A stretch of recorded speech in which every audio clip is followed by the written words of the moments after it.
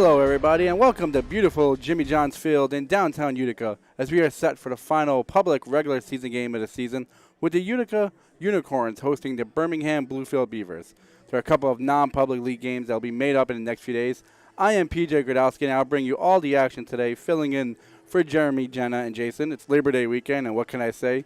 They must be in a better union than I am getting today off. I'm just kidding. They are all on assignment. They are working. No days off for them, believe me. Today's contest, while it might not seem to mean anything in the standings, is still an important game for both squads as they prepare for championship weekend next week. Utica is currently in first place and will be the number one seed in the playoffs at 22-12. What that means for them? Well, they are already in the championship game next Sunday. That is a big bonus for winning the regular season. You only have to win one game to take home the trophy, as Utica will be looking to make it a three-peat. For the Beavers, they will be the number 4 seed. They are 13-22 on the season. When you finish third or fourth, that puts you in a position where you have to win out on championship weekend to win the title. The Beavers already know that they will play the Westside Woolly Mammoths on Friday, September 10th, to open the USPBL Championship. The winner of that game will play the second-seeded Eastside Diamond Hoppers on Saturday, and out of that trio will await first-place Utica. There are still tickets for sale by visiting USPBL.com. Friday and Saturday's games, September 10th and 11th, will start at 7 p.m., while the championship game will be at 1 p.m. on Sunday, September 12th. Again, visit USPBL.com and get those tickets. Get the gear to watch your favorite team and come down. I'm telling you right now, it is truly a great sight to see playoff time and to see a team win it all, run out on the field and celebrate.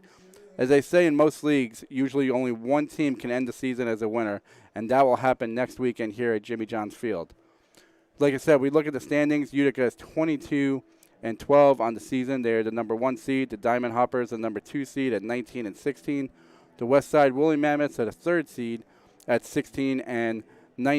And the Beavers, like I said, 13-22. They already know they are the 4th seed. So right now it's about playing well and getting to that right set of mind as we begin, the playoff hunt.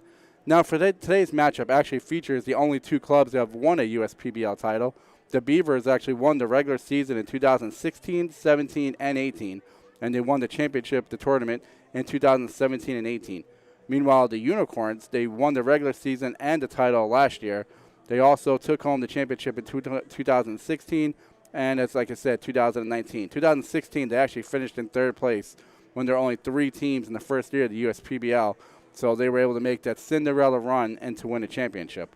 Previewing looking at the history of the USPBL championships, the Woolly Mammoths have actually made 2 championship games in 2017 and 19. So maybe they have something with every 2 years on their side, and they'll make a run to the championship game this year. They won the regular season in 2019, but they finished last 3 times. But right now, it's all about how you're playing come next weekend. The Diamond Hoppers have actually finished second 4 times and have made 1 title game appearance, and that was in 2018.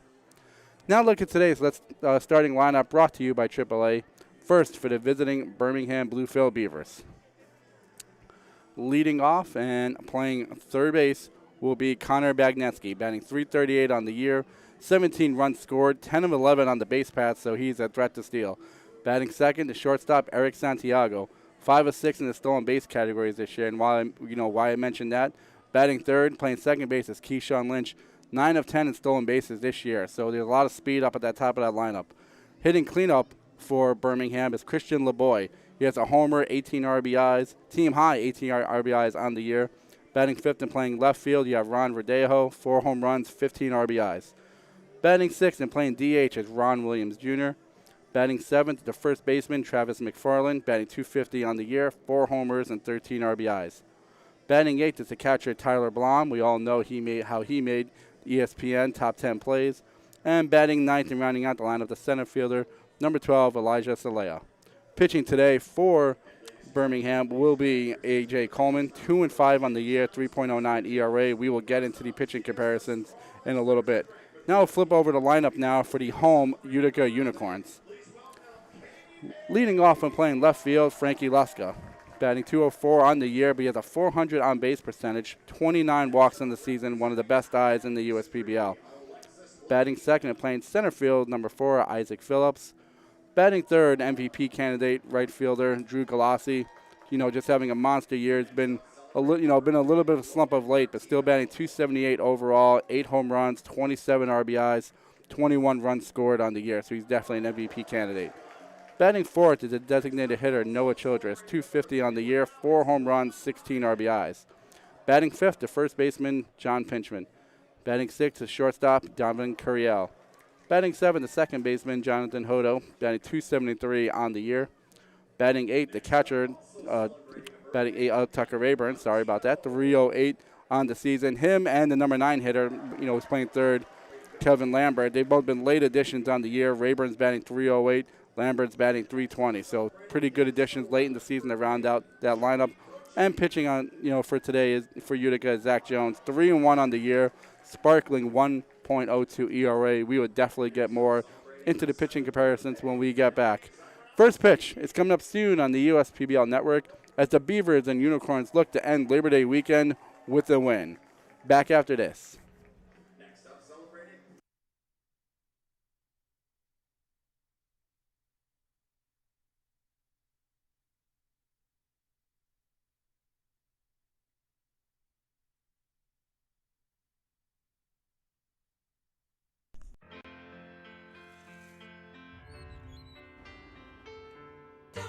Stop me now.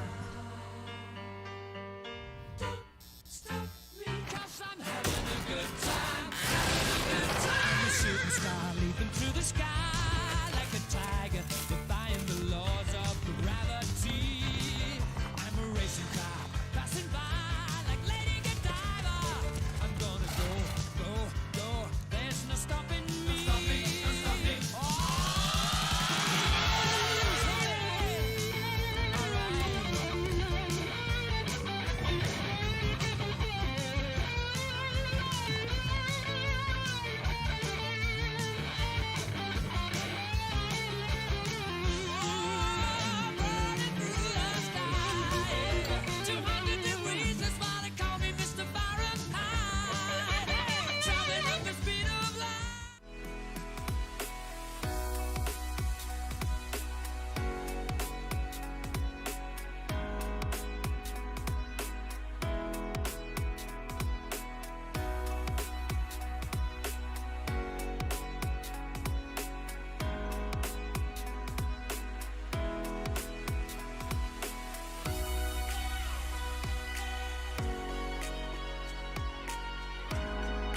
Throughout your life, from big moments to ones well earned, we're your financial guardian angel.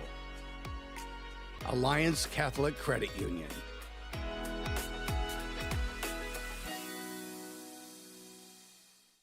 Your neighbors are going to be jealous when they see you're getting a new Connecticut water system. Say goodbye to hard water problems. No more spots on your glassware. Your laundry will feel and smell better. Your hair and skin will look and feel better. Say goodbye to hard water problems and say hello to great tasting crystal clear water with CGC Water.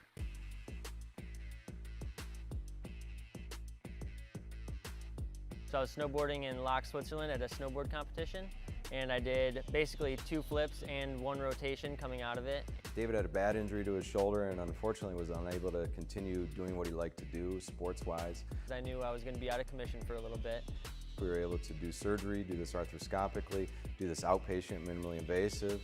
The sports medicine team at Ascension, Michigan really helped me get back to soccer and working out, but also my main goal, competing at a global snowboarding competition.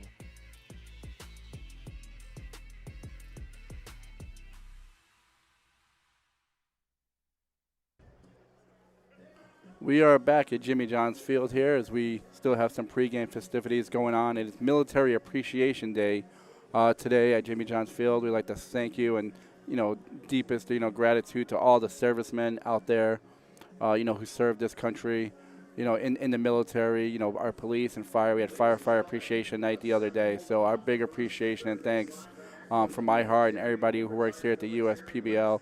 Obviously, with September 11th, coming around next weekend, that means, a big thing to everybody around here. So we see a lot of applause going on for the military people we have in attendance today, and we'd like to thank all of them for their, their leadership and their bravery for what they do on a day in, day out basis. We'll get today started with today's game sponsors. We'd like to truly thank all of our sponsors as well here at the USPBL Network.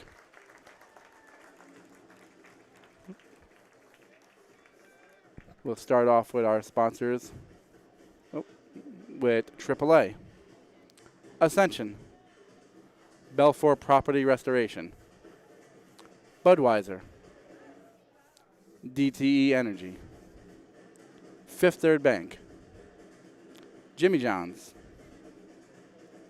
Macomb Community College,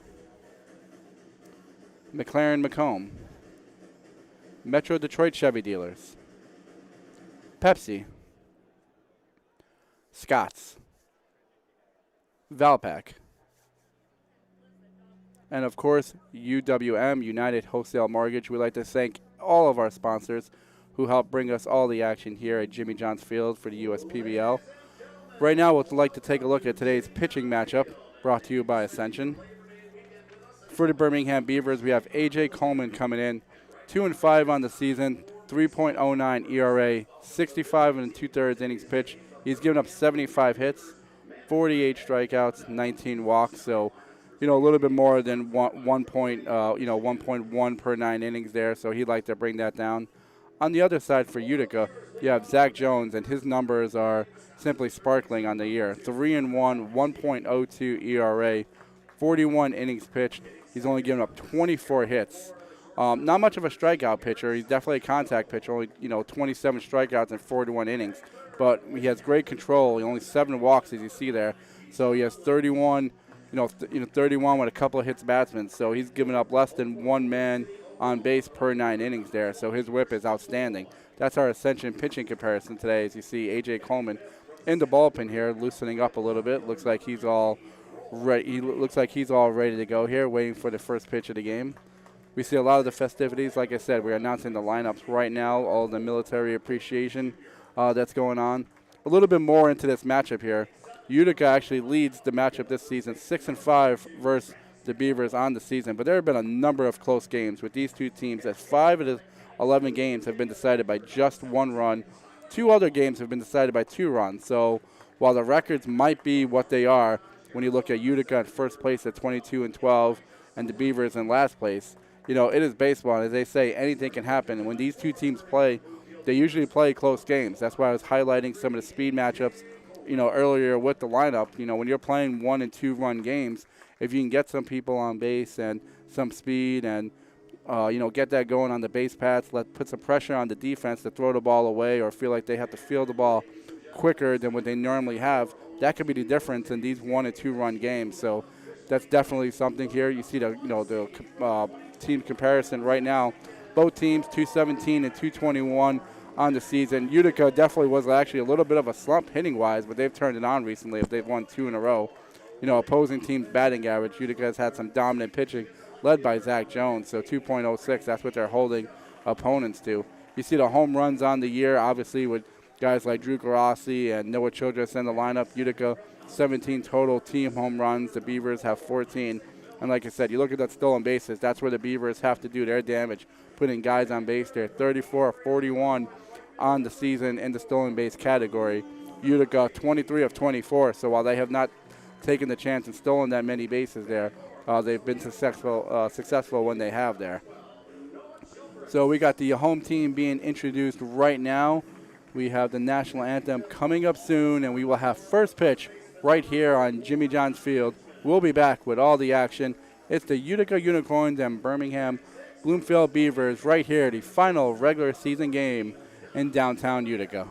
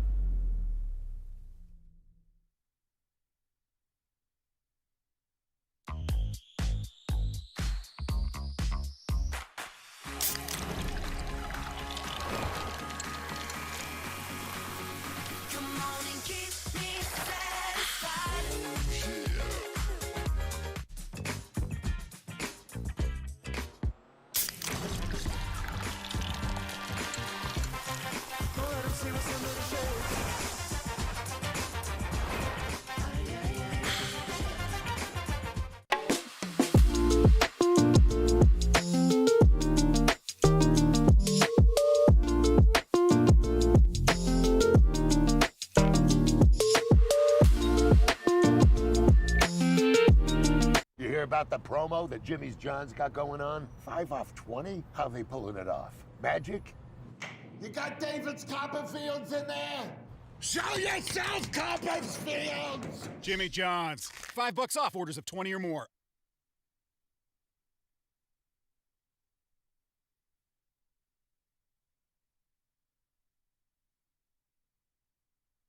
Attention, Michigan, there is absolutely no need to drive all over town searching for new flooring. When the Carpet Guys will come to your house on your schedule, we'll bring our store to your door so you can shop in the comfort and privacy of your own home. And you'll love our huge selection. Buy right now with interest-free financing for up to 4 years. You can carpet your entire home for as little as $11.99 per month. Let the Carpet Guys take the stress out of buying new flooring. Call for a free in-house shopping experience today. Be wise, call the Carpet Guys at 855 for my guys.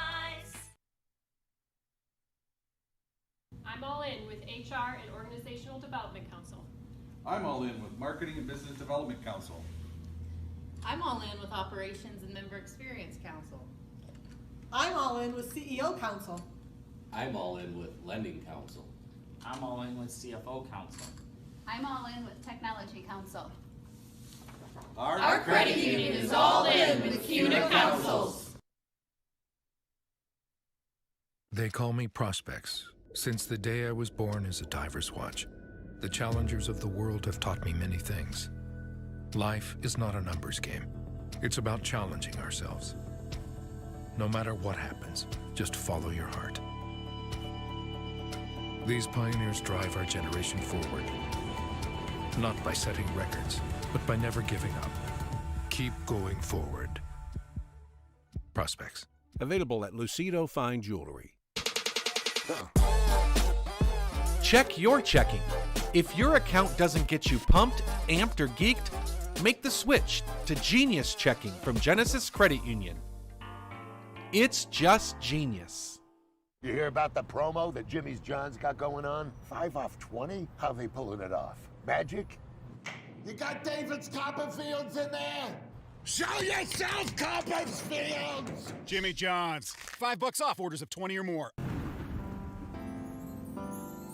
I'm all out of love for my old insurance. Switch to insurance. They're saving me so much. They covered my car and bundled with my home. I feel so secure to say I love insurance.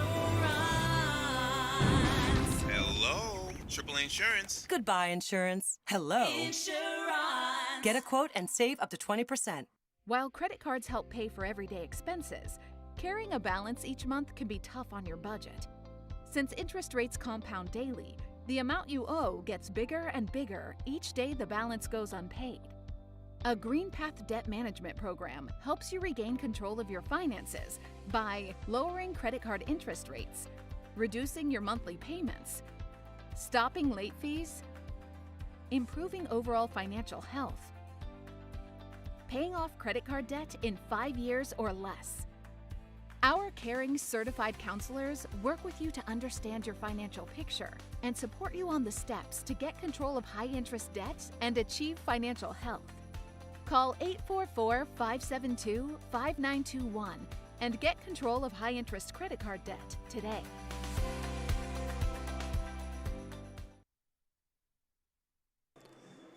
We're back here at Jimmy John's Field as Zach Jones is taking his warm-ups here. We had a beautiful ceremony on Military Appreciation Night. We had a moment of silence to honor the 13 servicemen who lost their lives at an incident outside of the Kabul airport in Afghanistan last week. Our hearts go out to those 13 families, who are touched and lost someone there. But we're gonna have 13 seats here at the USPBL that are sectioned off here that have the American flag over them to honor them here at the USPBL. You see Zach Jones right there getting his warm-ups in, and we talked about him before, 1.02 ERA on the season. I mean, 41 innings pitched, only 24 hits, 9 runs, 6 earned, 27 strikeouts to the 7 walks, holding hitters to a 1.66 average there. So when you're able to just really keep people off the base paths, you're going to put your team and yourself in a position to win a lot of games this year. And, 12 appearances, 7 starts. He has 1 complete game. He has taken part in 3 shutouts. Here at the USPBL, it is about development. So a lot of times, starting pitchers, you might see them cruise through, 4, 5, 6 innings. But, you got to get other players in the game. Everyone has to show, their talents for the next level. So who knows what that could mean for Zach Jones's numbers if it was, the minor leagues and going out there and giving it their all. But, Zach Jones, 3-1, 1.02 ERA. He has done everything that Utica can ask for in terms of the pitching staff, and he's really done everything for himself to highlight, to the major league teams out there that they want a quality right-handed pitcher. We are almost set for action here. You see the grandstands filling with crowd there, filling with people in the crowd. A.J. Coleman still getting loose over there in the bullpen. And pretty soon we'll have Connor Bagnetsky up to lead off. We still have the military vehicles you can actually see in the field out there. They got to get off the field. We had 4 vehicles out here from the military for fans to come on and look at before the game there. And they're some quite impressive vehicles. I was actually watching a program last night talking about, the Desert Storm War in the early 90s and how the Hummer actually became a car for regular people to buy based on what actually Arnold Schwarzenegger saw and heard about them, the reports going on in the Gulf War, and how 18,000 were sent over there, only 12 broke down, and therefore he wanted to buy a Hummer, and Hummers became popular in the early 90s. I have not seen one recently here, but it's a pretty good documentary when I was watching there. You see Zach Jones there talking, just getting some final instructions here. The umpires just said, let's go, let's play ball here. So pretty soon we'll have Connor Bagnetsky step up into their batter's box. It was a really, really nice night for baseball. About low 70s, nice breeze, no humidity.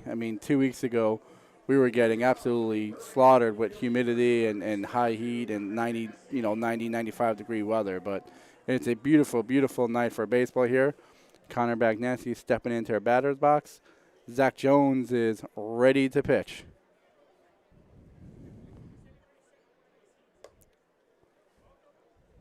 Ball 1, Connor Bagnetsky. He will lead off the lineup here, followed by Eric Santiago and Keyshawn Lynch.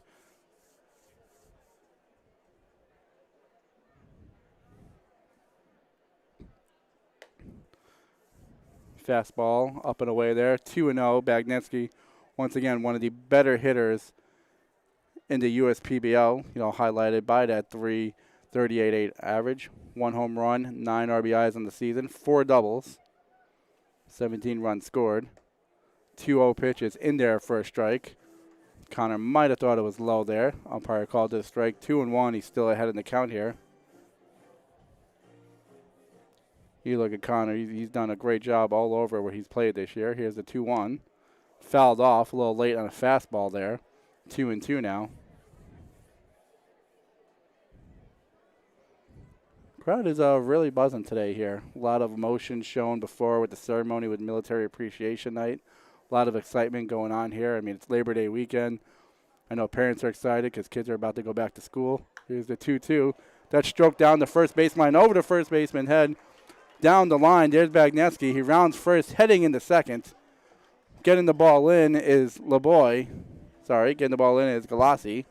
A leadoff double right there for Connor Bagnetsky there. He took that ball right over Pinchman's head, right down that first base line, and already a runner in scoring position for the Beavers right there. And that's why 3.38 average. That's his 5th double of the year for Bagnetsky. He puts his team in a position to score right off the right away, and that's what you want to do against the first place Utica Unicorns. Eric Santiago stepping in now, 270 average.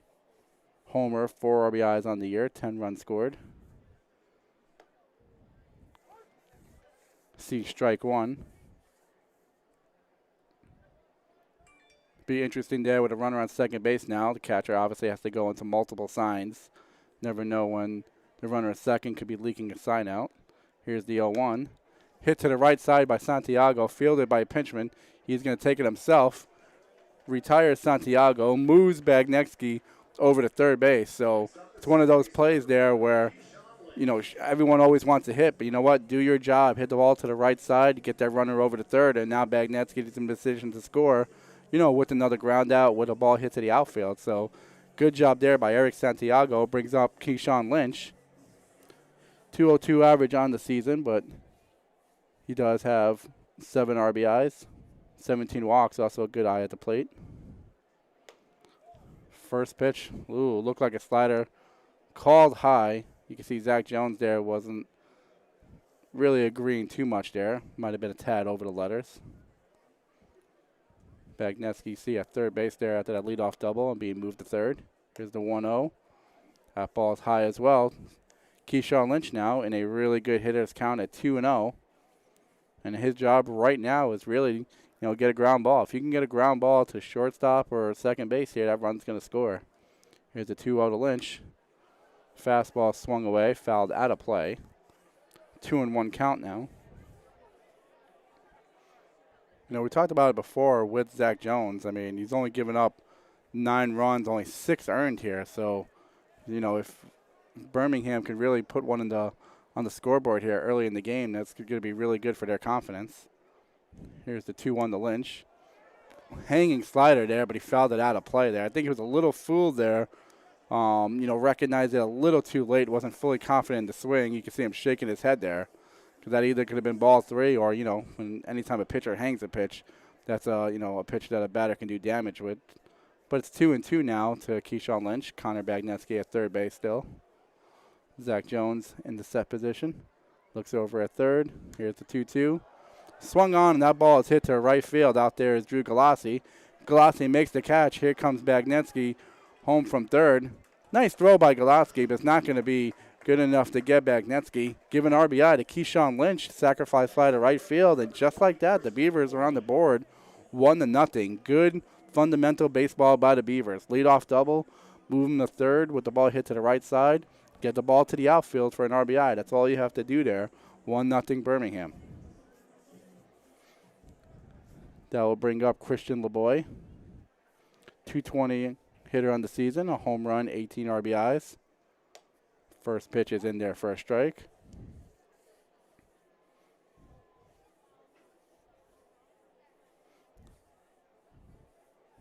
LeBoy 6 doubles on the year out of his 24 hits. Here's the 0-1. Inside for a ball. 1-1 to Christian LeBoy.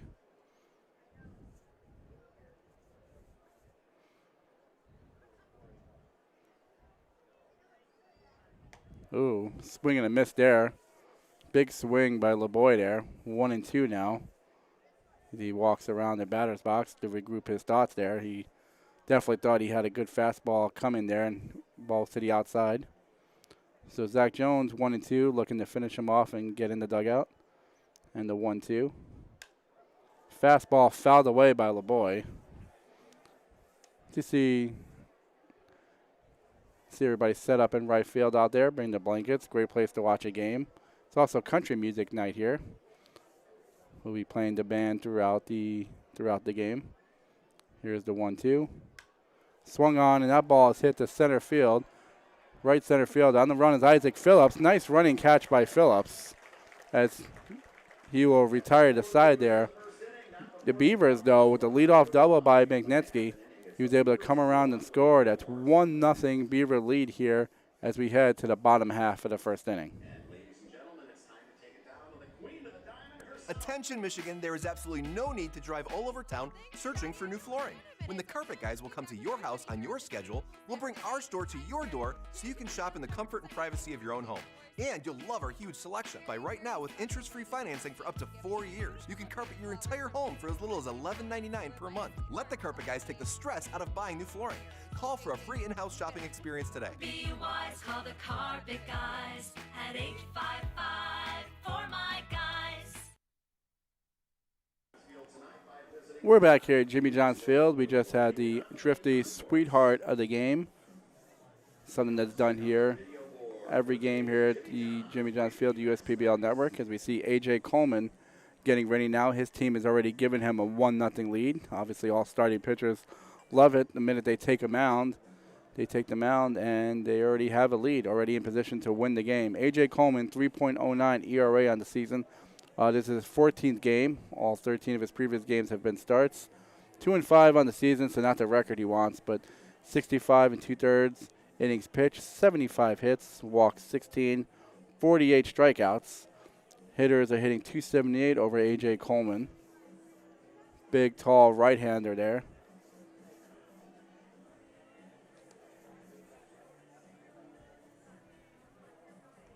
Like I said, I mean, it was really good, fundamental baseball in the top of the first inning by the Beavers, able to give him that lead there. And now what you want to do as a starting pitcher is your team gives you a run.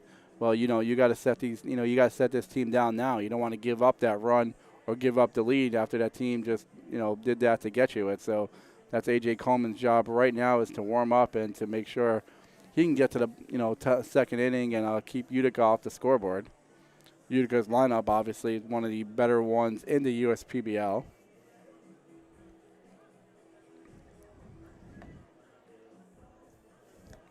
Leading off for Utica will be Frankie Luska. He has one of the better eyes in the USPBL. The average is, not where he wants it to be, at 204, but he has a 400 on base percentage. He has 29 walks, 93 at bats. No home runs, 10 RBIs on the year, 13 runs scored. We see Frankie Luska, pride of Madonna University, locally here in Livonia, Michigan. Isaac Phillips and Drew Galassi will follow him. And here's the first pitch from A.J. Coleman. It's outside for ball one.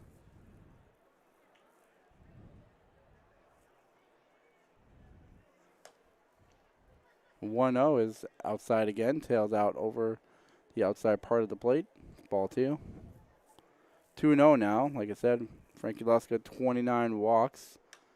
2-0 is hit the other way, but just foul outside the third base line. Luska took that pitch and went the other way with it, and at first off the bat it looked like it might have a chance to be closer to the line, but about 10, 15 feet off the line there. Still in a good position here at 2-1. Here's Coleman's 2-1 pitch. Outside 3-1. So right off the bat here, Frankie Luska is doing what he always does, making pitchers work, making pitchers throw extra pitches than they need, and he's in a 3-1 count. 3-1, swung on, and that ball is hit to left field, and that ball is going to drop in front of Verdejo. Luska gets on first base with a leadoff single here. He was also the beer batter of the game, so there'll be some drink specials around here, and fans have to like that when the beer batter of the game, the leadoff hitter in the bottom of the first inning, gets a hit. So right now, Frankie Luska is the favorite among all the crowd here. Isaac Phillips now turned to bat. Luska's been dealing with some injuries. Normally plays a catcher position, but in the outfield now. As Phillips goes up, here's the first pitch. Looking to bunt. Shows bunt, but brings it back. Ball is low. 1-0 the count. So really interesting here now. Utica maybe trying to play some small ball here.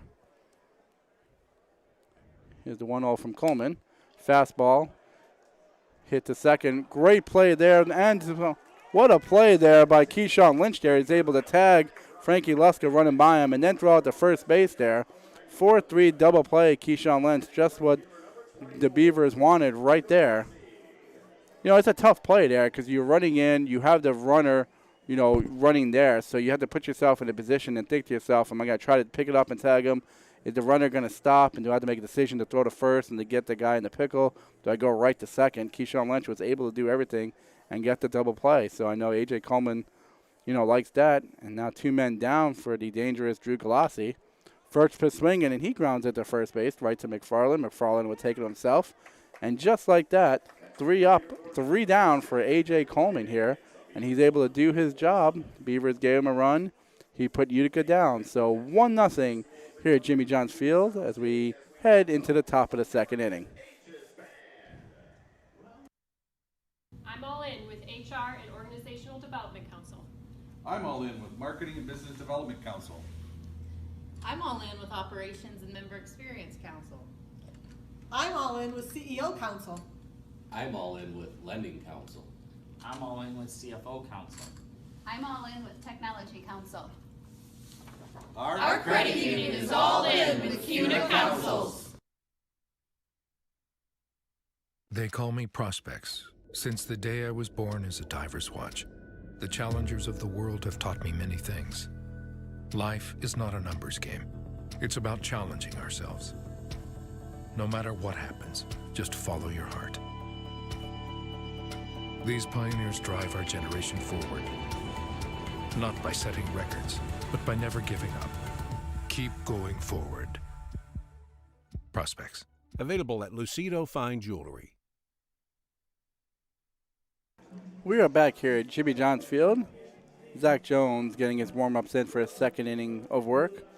1-0 Beavers here. They were able to get their runs. Leadoff hitter Connor Bagneski was able to lead off the game with a double. Moved over to third. And then he would score on a sacrifice fly by Keyshawn Lynch. So Zach Jones now back in for his second inning of work. Usually he's one to really not see himself down at any point in the game now, but it's still early and still 1-0. So Birmingham would like to add on to that. As Ron Verdejo leads off here in the top of the second inning. It'll be Verdejo, Ron Williams Jr., and Travis McFarland.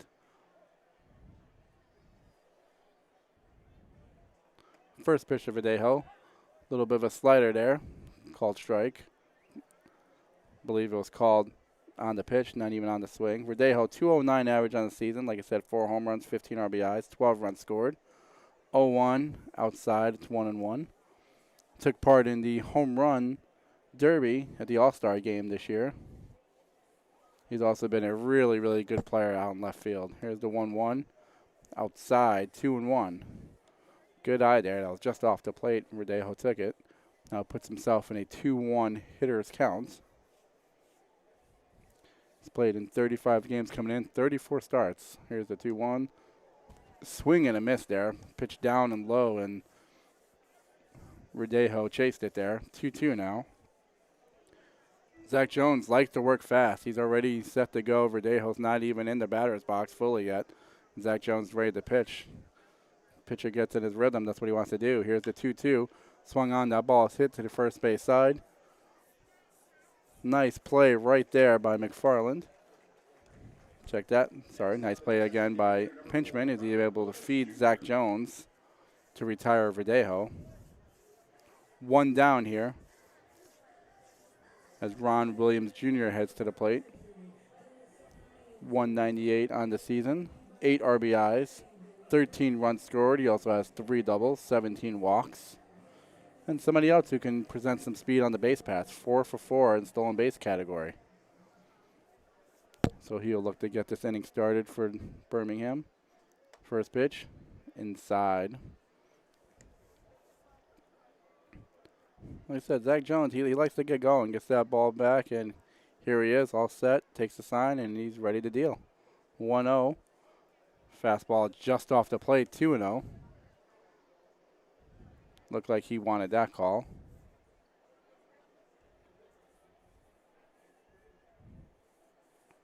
Here's a 2-0 to Ron Williams Jr. Swung on, and that's fouled off down the first base line. Travis McFarland, your Zach Hart agency man on deck. Hopefully he'll find somebody on the base paths with Ron Williams Jr. 2-1 now.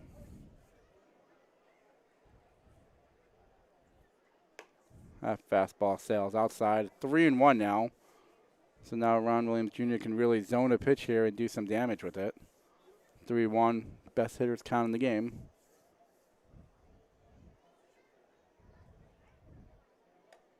And just outside there, ball 4. Ron Williams Jr., good job to get a walk out of Zach Jones. Like we talked about, Zach Jones has actually only walked 7 batters in 41, 42 innings coming in. So, good job, good eye at the plate for Ron Williams Jr. to get on base now as Travis McFarland will head to the plate.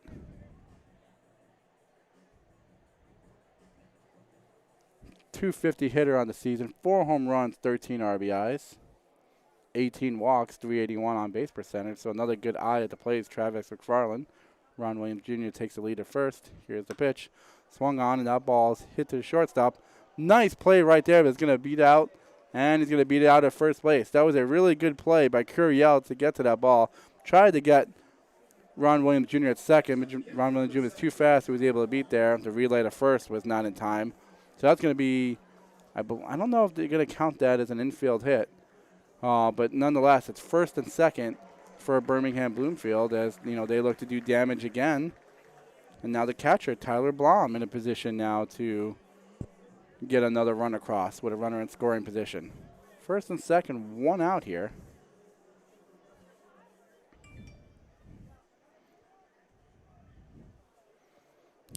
Zach Jones gets his sign, looks, and here's the first pitch. That's right there in the inside part for a strike.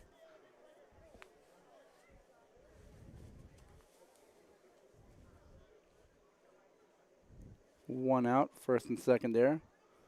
See Travis McFarland leading off first base. Just got the infield hit. Here's the 0-1, Tyler Blom. That ball is fouled off on the right side. So Zach Jones has Tyler Blom where he wants him, 0-2.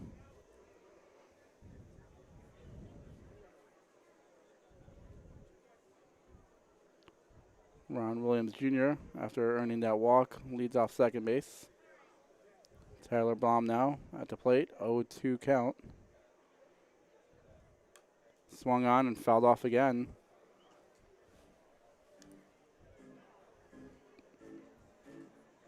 And right now it's about survival for Tyler Blom. When you're in an 0-2 count, you got to try to foul off as many pitches until you get the one that, that you can get a hit out of. That ball looked like it was outside. He, couldn't take it down 0-2. It's just fouled away. Here's another 0-2 pitch, but Zach Jones is going to turn around to second, scare Ron Williams to go back to second base. No one was around there. And we will do the 0-2 again as Zach Jones stares in. Comes to a set. Ooh, inside there. And Zach Jones looked like he wanted that call. 1-2 count now to Tyler Blom. Tyler Blom might have been a little surprised too. It's weird with those catchers up there because, when you're behind the plate, you probably want that for a strike, but not when you're hitting. Here's the 1-2. Swung on, and that ball is drilled to center field. Back is Phillips. He makes the play. A couple feet in front of the warning track. Ron Williams Jr. tags and goes to third. Ball goes into third, but he's already there. So Tyler Blom took a 1-2 pitch, put a pretty good swing on it. Hit it out to a pretty good distance out in center field. First and third now, 2 out. And here comes Elijah Salea. He has 2 home runs, 7 RBIs on the year, 9 runs scored. Definitely someone who could put a charge into the ball. The Beavers would love that, but hey, just love a hit right now and get another run up on the scoreboard. First and third, Zach Jones. Looks, first pitch, Elijah Salea, in there for a strike.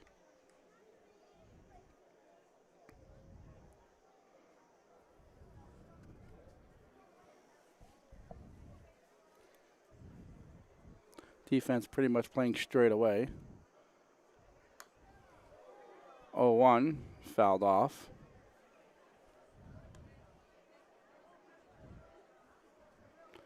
.02 now as Zach Jones looks to put this inning away and keep the Beavers on the base paths.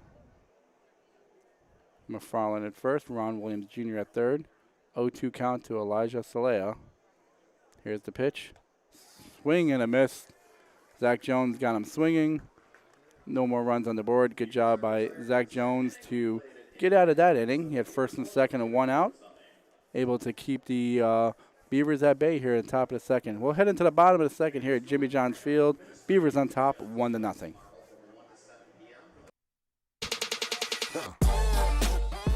Check your checking.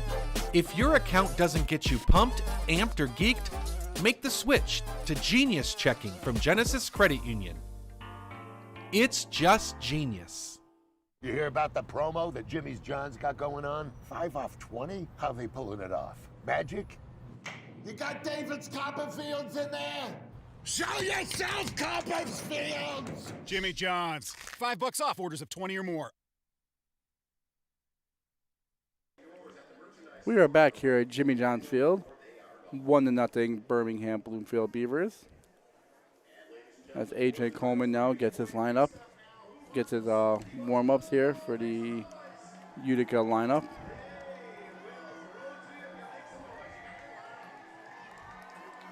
Of course, the fans here, softy balls being thrown out to the crowd right now. That cheerleader, or that dancer, just had a really good arm, really flung it up there. USPBL has got to look into that next year. You always get something when you come out here to USPBL. It's a very fan-friendly atmosphere, games for the kids. Obviously, the food is great here. You know, great value. You know, you get to see, you know, some good baseball at a great value, great family atmosphere at Jimmy John's Field. That's what it's all about here. It's, you know, about watching these kids, you know, develop and hopefully move on. There's been 45 players signed to go to the minor leagues, you know, affiliated clubs from the USPBL, and it's great to see them, you know, right here at a young age. And, you know, some of the guys are coming off injuries and they're just looking to prove themselves again. So it's a great chance to learn these personalities before they make it up and, you know, into affiliate and into the minor leagues and hopefully the major leagues.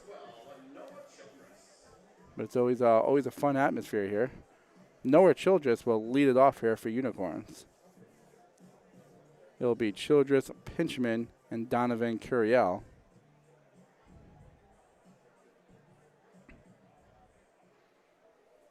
Going against A.J. Coleman, the tall right-hander.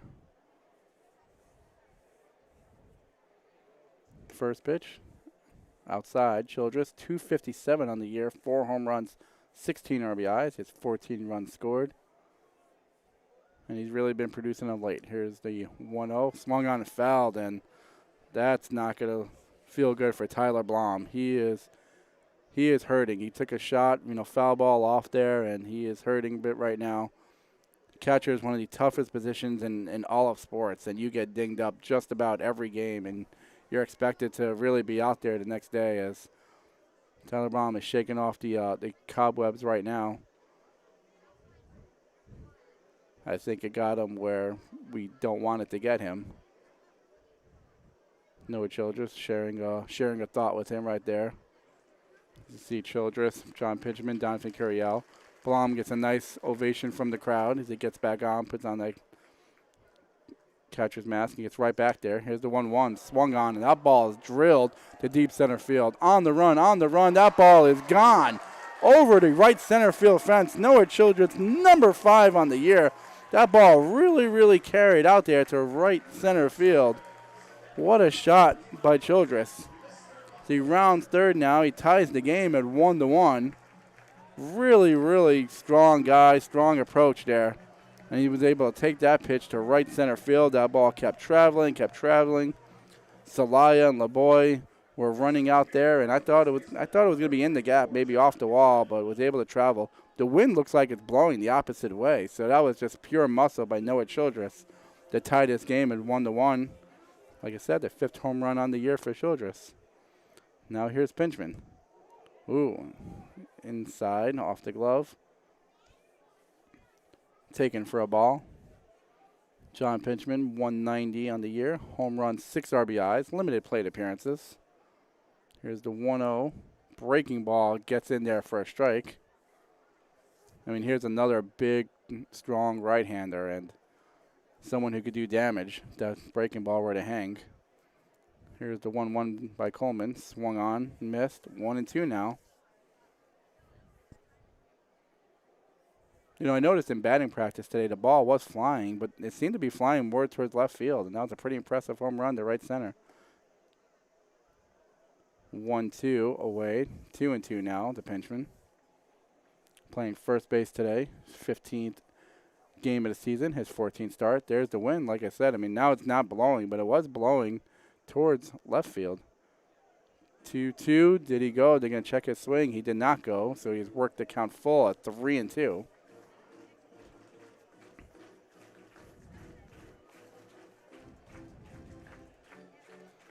A.J. Coleman now, the 3-2 pitch to Pinchman. Swung on, and that ball is fouled off.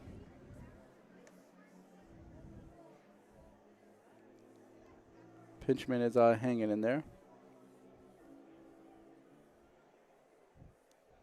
He has 8 hits on the year, 3 doubles and a home run. So, like I said, he's someone who has some muscle. He can put the ball somewhere and get in the scoring position quickly. Coleman steps off there. Coleman and Blom looking to get on the same page.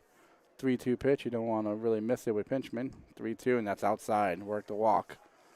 So leadoff home run for Utica here with Noah Childress, followed by a walk from Pinchman. Runner on first now. Donovan Curiel will step up to the plate. They just announced that he enjoys deep sea fishing. I enjoy shallow sea fishing, I guess. I don't know what deep sea fishing really is. Donovan Curiel, 242 hitter on the season. Home run, 8 RBIs, 16 runs scored, 36 games today. All starts at shortstop. One of the smoothest fielders in the USPBL. First pitch is taken low for a ball.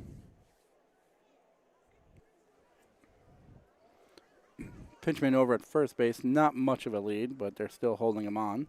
Here's the 1-0 from Coleman. That ball is hit to center field. That's going to drop in front of Celaya. Pinchman will go to second. There's a single for Curiel. Just like that, Utica, leadoff home run, walk, and now a single. They're putting the pressure on A.J. Coleman here in the bottom of the second as Tyler Blom is going to go out and talk to his right-hander. With first and second, no one out. Jonathan Hodo going to step to the plate. Good job here by Blom to go out there and talk to his pitcher. Sometimes, you know, you give up a home run, especially, I don't know why, when you give up opposite field somewhat home runs, it tends to play in a pitcher's mind. So I don't know if that, you know, that home run by Childress, you know, definitely has AJ rethinking some things. But he has to get out of this now. First and second, no one out. Here's Jonathan Hodo up to the plate. And that ball is fouled away. 273 for Hodo. No home runs, 8 RBIs.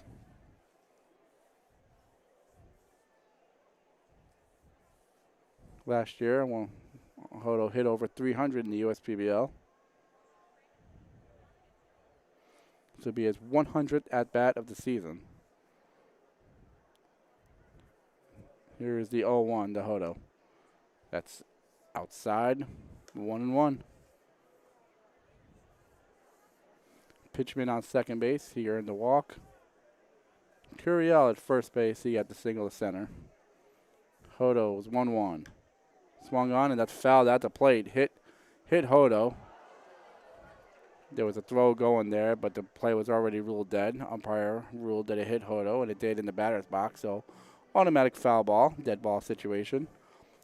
But Coleman ahead on Hodo, 1-2.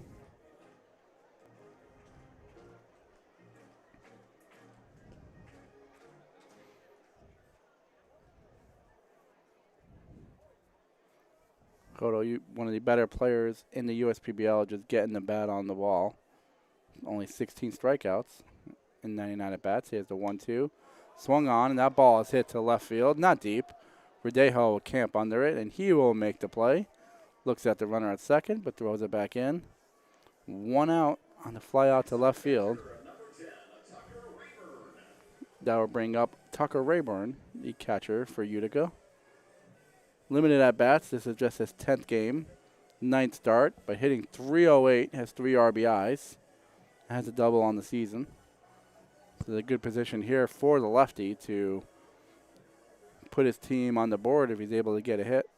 It's going to be a good hit. Pinchman, really strong guy, not blessed with great speed, so that'll be a nice place ball in the outfield. First pitch to Rayburn inside for a ball.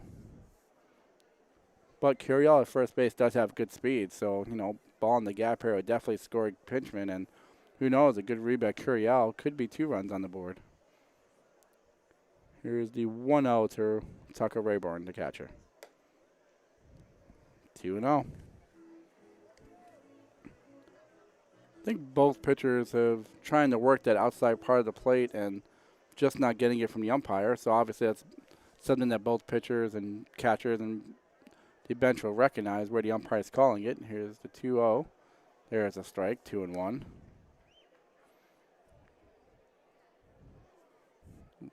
Rayburn had a word to the umpire there.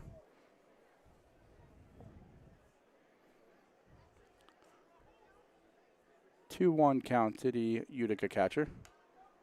Fouled off now 2-2.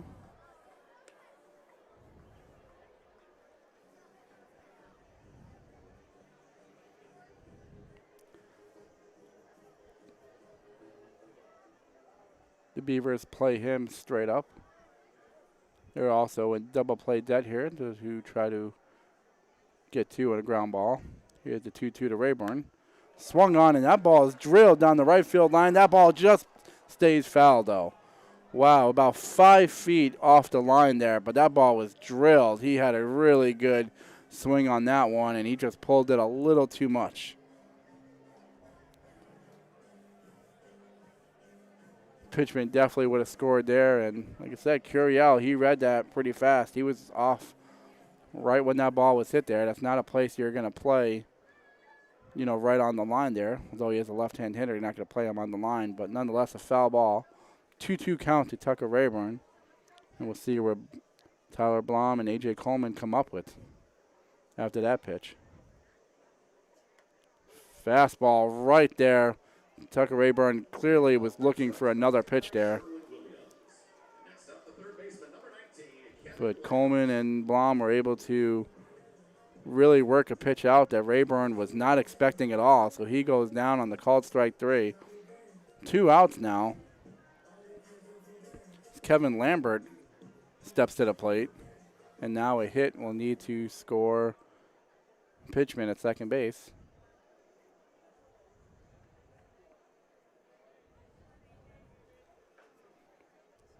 First pitch to Lambert. That ball's hit to the right side, but right there is Lynch. And throws it to McFarland. And, you know, good job by A.J. there to recover after that leadoff home run. And a couple of runners got on. Good job to get out of it. Heading into the top of the third inning here. 1-1 Utica and Birmingham Bloomfield. Back after this.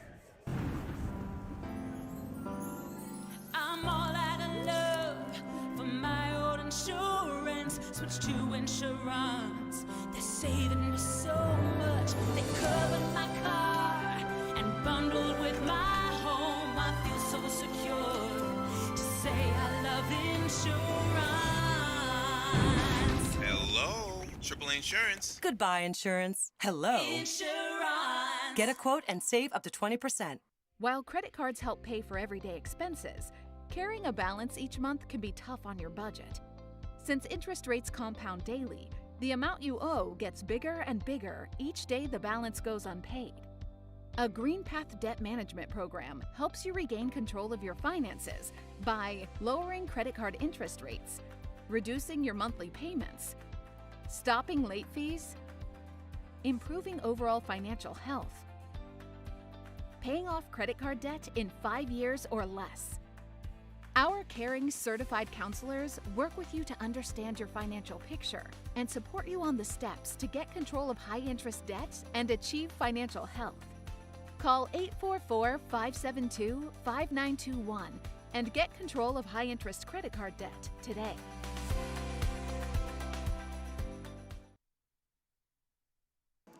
Back at Jimmy John's Field here, Zach Jones taking his warm-ups. Last warm-up as Tucker Rayburn fires it down to second base for his warm-up now. 1-1 game here as we head into the third inning. The man who started all with the run for the Beavers, really started it for the game, Connor Bagnetsky steps to the plate. Leadoff double in his first at-bat.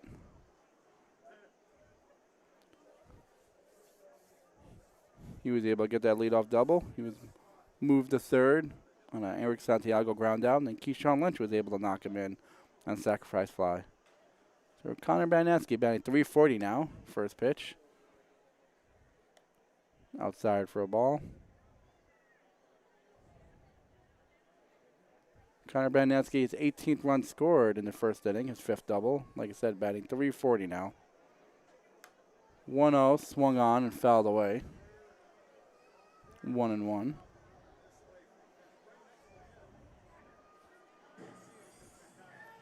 Look at the three-man up this inning. Same trio that started the game. Connor Bagneski, Eric Santiago, and Keyshawn Lynch. Here's the 1-1 to Bagneski. Swung on, and that ball is hit to right field, and there's another hit for Connor Bagneski. 2 for 2 in the game. He hits the ball to right field. Fielded by Galassi. Galassi throws it in, but Connor Bagneski doing what a leadoff guy is supposed to do. He lead off twice in 2 innings or in 3 innings and got on base both times here. He's a threat to steal now, 10 of 11 on the base paths, says Connor Bagneski. He's really been that fire starter for Birmingham Bloomfield really all season long. And we'll see what Eric Santiago can do now. First pitch.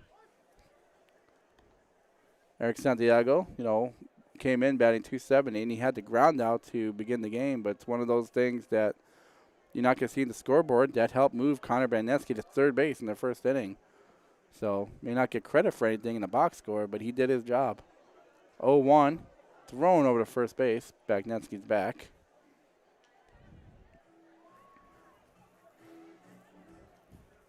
On the year, opponents are 34 of 39 in the stolen base category against Utica. Bagneski takes his lead again. Zach Jones comes to the set, holds. Long hold there. He tries to, Bagneski. Bagneski looked like he had a turn and gets back to first base, though.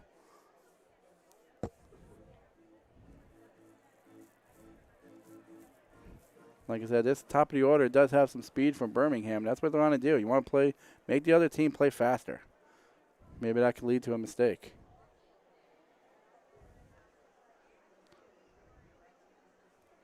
Long hold again by Zach Jones.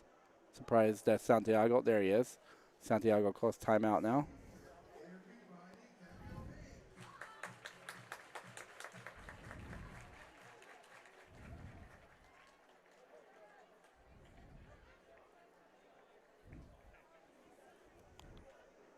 Zach Jones comes to the set again. The 0-1, Eric Santiago swung on and drilled to center field. There's another base hit for Birmingham. Santiago picks up a hit.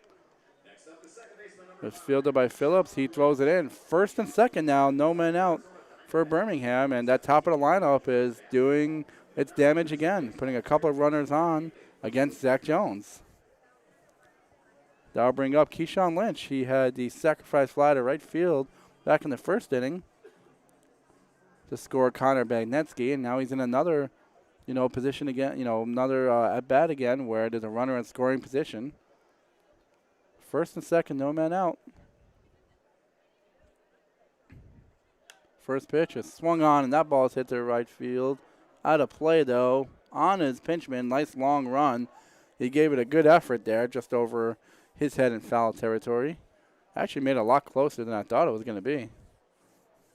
Hustling all the way there.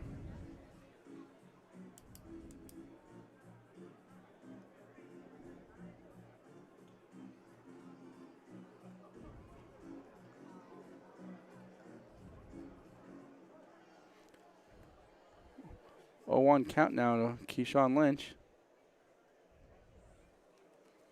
Zach Jones, 33 pitches already. Here's the 34th, swung on. That ball's hit the right field. Running in is Galassi. He makes the catch. Connor Bagneski tags, but he bluffs. He goes back to second there to draw the throw. So 1 man down now as Christian LeBoy steps to the plate.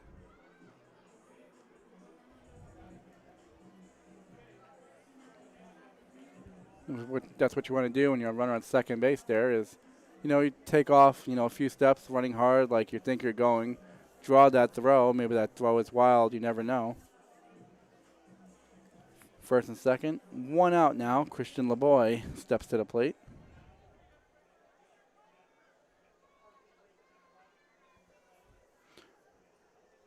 Zach Jones' first pitch is up high. Christian LeBoy, like I said, batting .220 on the year. 35 games, all starts. And he has a 1-0 count.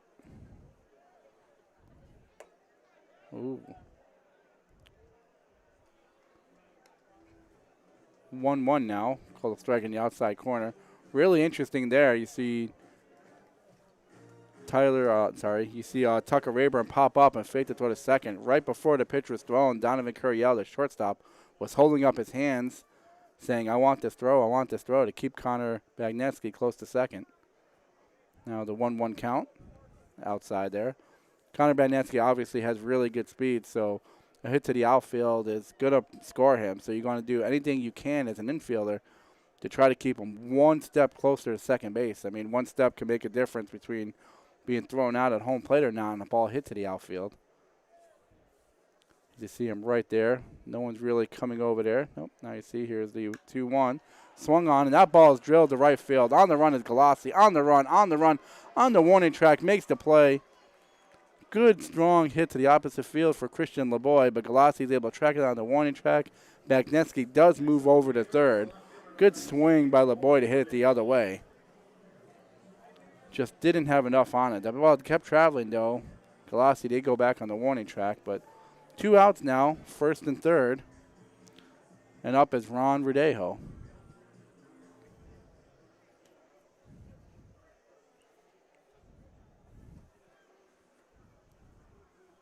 Eric Santiago stayed put at first base. They're holding him on there. I don't think we'd see him go. Here's the first pitch to Verdejo, and that's fouled out of play.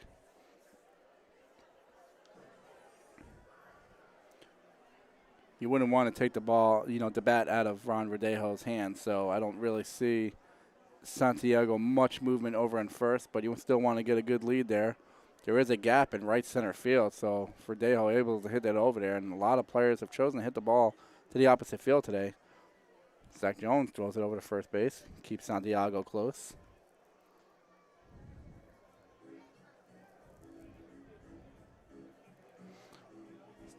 Connor Bagnetsky at third base, already 2 for 2 today.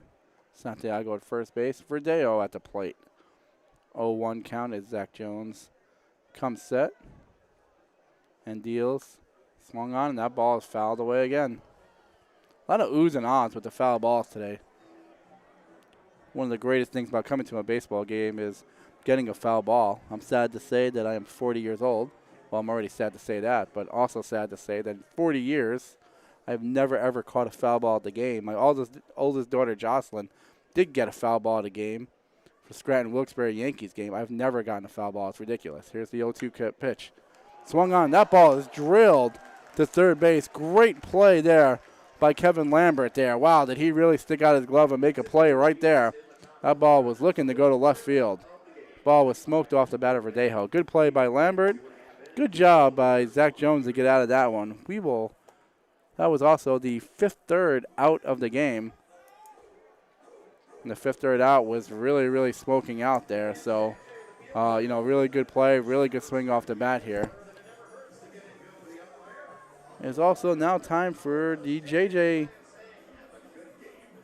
as he brings the water out to the umpire. Always one of the favorite parts of the game. And like you just saw, the 5th third out of the game was that smoked ball off the bat of Verdejo. Went right to Kevin Lambert's glove at third base. I mean, he was just in the right place, right time. He's over one more step. Who knows if that's in his glove. That could be another run. There's JJ right there. JJ retrieving the blood there. We also have the mascot race of the game. That's going on right now. And, where is she going? Oh, she's got to get going. Oh, I think the mascot's going to do it here.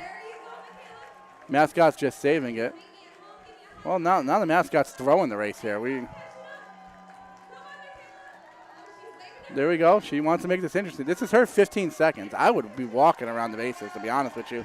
Here she goes. Great play there. Steps on the plate right before the mascot. Great race right there. Gives high fives. Good sportsmanship right there. Great job there. That's what we talk about, the family atmosphere here at the ballpark. Kids race the mascots all the time in the 3rd inning. You have JJ the Water Dog out here.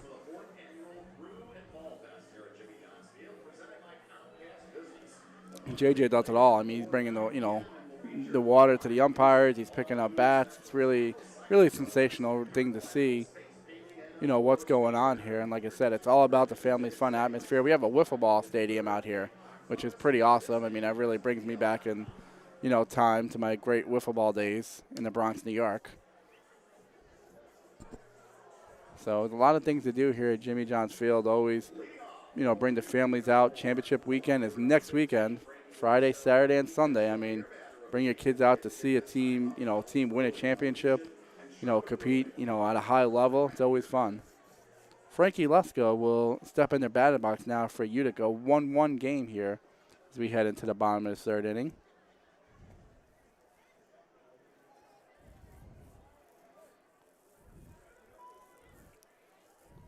Lesko reached with a single his first time up. First pitch. Low for a ball.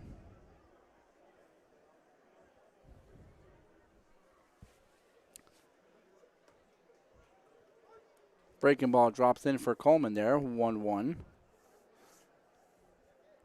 Coleman 3 up, 3 down the first inning after a double play was turned by Keyshawn Lynch. Ran into some trouble in the second inning, giving up the leadoff home run and a couple runners reached. Here's the 1-1. Swung on by Leska, grounded foul outside of first base.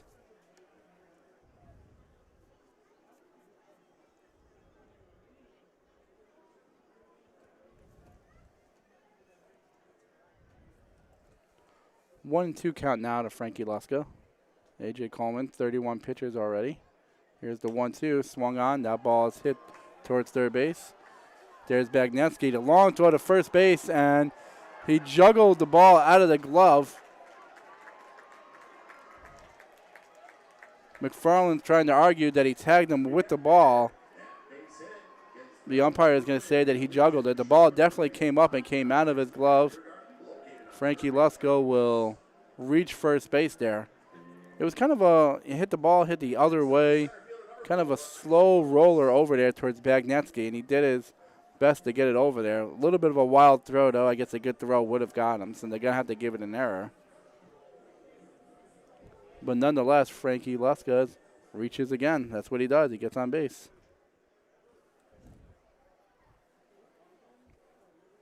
That'll bring up Isaac Phillips. First pitch is a strike.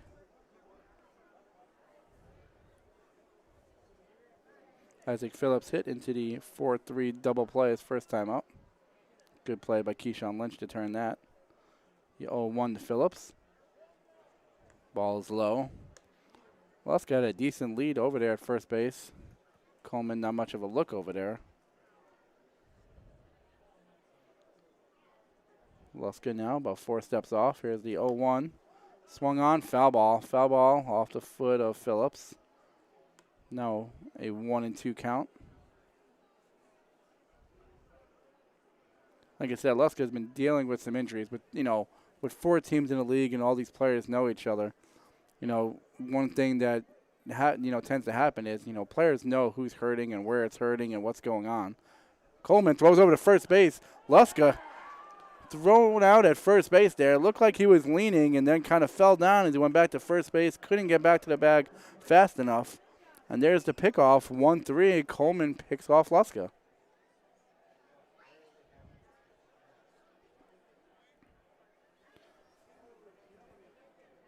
I'm not sure Leska was expecting a throw over there, but that's exactly what happened. Here's the 1-2 to Phillips. Outside, 2-2. Kind of watching it right now, and yeah, I mean, Leska had an extra step over there, and Coleman saw it and threw it over there. 2-2, swing and a miss. Strikeout for A.J. Coleman. Phillips goes down swinging, 2 down.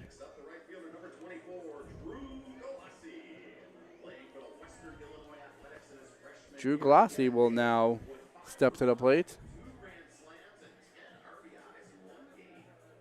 Talked about in the pregame, Drew Glossy, one of the candidates for Player of the Year. Came into the game, 278 average, 8 home runs, second in the league, 27 RBIs, 21 runs scored, 14 walks.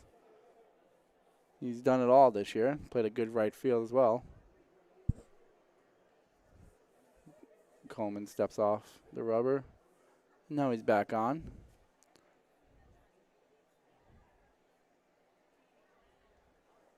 First pitch. Ball maybe a little bit outside.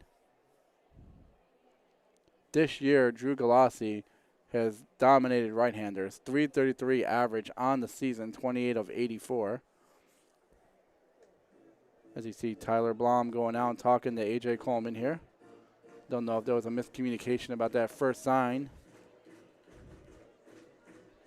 We do not have the catcher visit rule out here at the USPBL, so they can go out there all they want. No threat of X number of visits, but you want to get on the right page there as the 1-0 to Galassi. Definitely want to get on the right page when a player like Galassi's up. But we talked about it, 338 average on the season versus right-handers. Batting 321 with runners in scoring position. And now he's ahead 2-0 on Coleman. And that's outside 3-0.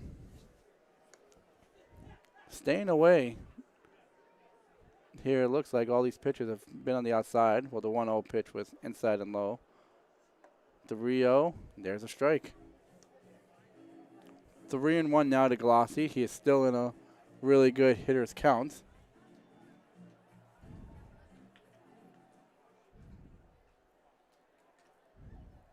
Three one swung on, and that ball is drilled to right field. On the run, that ball is going to be one hop off the right field wall. Galassi speeds his way around third. Wow, hustling around second base. Galassi driving into third, and he is safe. The ball was dropped. That's why Bagnetsky was looking around. A.J. Coleman quickly came and got the ball. Wow, Drew Galassi really put a swing on that, hit the ball to right field.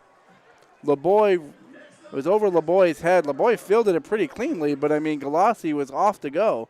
You know, off on the races there. I mean, he really got out of that batter's box, hustled around first, and then was determined to get to third base. He didn't slow down at all.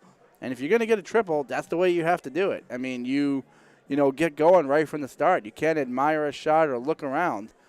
You know, so good shot, you know, good hit there by Drew Galassi to triple.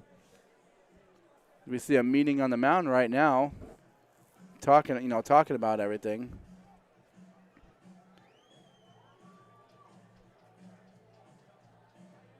Well, I'm just looking at that, and Galassi just really, really hustled out. Really good, interesting stat on Galassi. 356 with 2 outs. Batting 356 with 2 outs right there, and Galassi is able to add to his stat category on the year with his first triple of the year. Like I said, that is why he's one of the MVP candidates, you know, in this league. Meeting on the mound is over now. 2 outs. And up steps Noah Childress, who, of course, had the home run to right center field in his first at-bat. Maybe that was a meeting about talking about, you know, how to pitch to him specifically. First pitch to Childress away. I mean, with 2 outs, you do have a base open if you want to, you know, pitch to him and, you know, be careful. John Pinchman is on deck, though. Another good hitter. It's all good hitters in the Utica lineup. Here's the 1-0 to Childress. Breaking ball. That ball is high. 2-0 now. We do have some action in the Beavers bullpen in right field. We'll get you that. Here's the 2-0. High 3-0. Looking to stay away from Noah Childress here.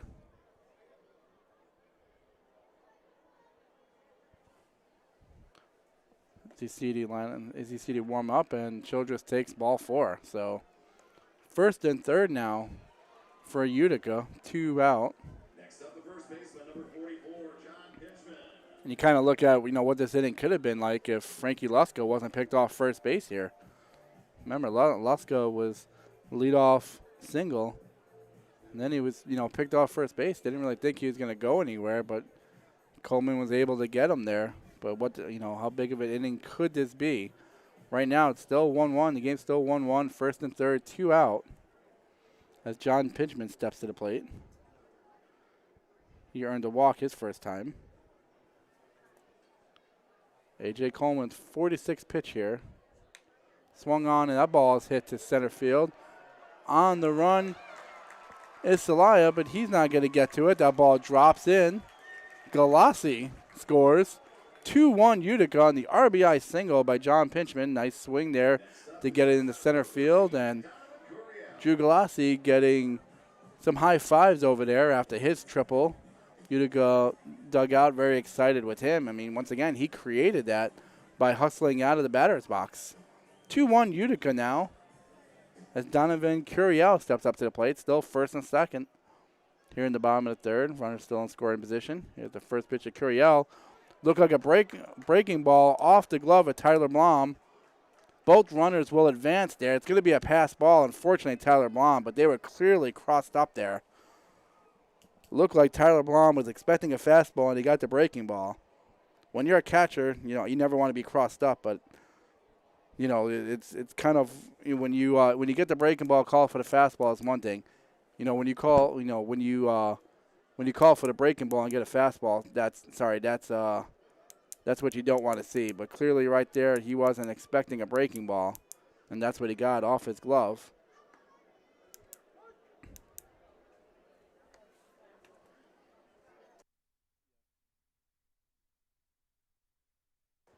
One and one count now to Donovan Curiel. Very interesting about that first pitch, too, is that it actually looked like it was going to be a strike, but you normally don't get the call. Curiel takes the 1-1 up the middle. There's the play by Santiago. Throws him out at first base. No damage there. I was going to say, usually don't get a called strike when the catcher doesn't catch the ball, because it did look like a strike. A.J. Coleman able to just keep the damage at 1 here now. John Pinchman's single gives Utica a 2-1 lead here as we head to the top of the 4th inning. When people keep repeating that you'll never fall in love, and everybody keeps retreating, but you can't seem to get enough. Let my love open the door. Let my love open the door. Let my love open the door to your heart. To your heart. They call me Prospects. Since the day I was born is a diver's watch. The challengers of the world have taught me many things. Life is not a numbers game. It's about challenging ourselves. No matter what happens, just follow your heart. These pioneers drive our generation forward. Not by setting records, but by never giving up. Keep going forward. Prospects. Available at Lucido Fine Jewelry. Top of the 4th inning here at Jimmy John's Field. Utica trailing early 1-0. They have bounced back now to have a 2-1 lead, putting Zach Jones in a nice territory to pick up a win. It looked like he's labored a little bit, but you know, here we are in the top of the 4th inning, and he has a 2-1 lead, thanks to a home run by Noah Childress and then an RBI single this past inning by John Pinchman. You know, Birmingham is, put the pressure on a couple innings here. We had some couple of runners on base, only able to get one across. Ron Williams Jr. now will step up to the plate. It will be Ron Williams Jr., Travis McFarland, and Tyler Blom. Looked like last inning, Birmingham could have scored a few runs, but Ron Rodejo's shot right off his bat, snared by Kevin Lambert over at third base. First pitch was fouled off by Ron Williams Jr. here.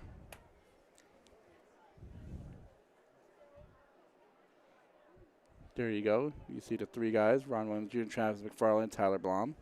Travis McFarland, his Zach Hart Agency man on deck.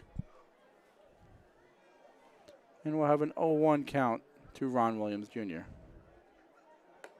That ball is outside, 1-1.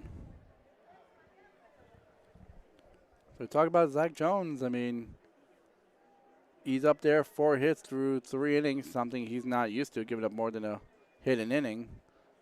That 1-1 is low, but he's you talk about the signs of being a good pitcher. You know, it's very easy to play when you're on your A game, when your A stuff is working. It's how you can maneuver around when you don't have all your things working that's the sign of a really good player. 2-1 to Ron Williams Jr. in for a strike. And right now, that's exactly what Zach Jones is trying to do out there. He's trying to find himself. You know, he's had some calls at the plate that he might not have agreed with, but, you know, he's been behind on some hitters here for someone who's only came into the game walking, 7 runners in 41 innings. There's a 2-2. Fouled down the right field line.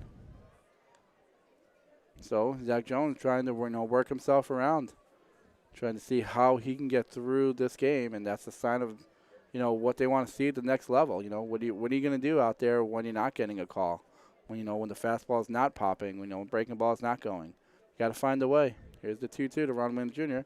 Fastball swing and a miss, fouled into the glove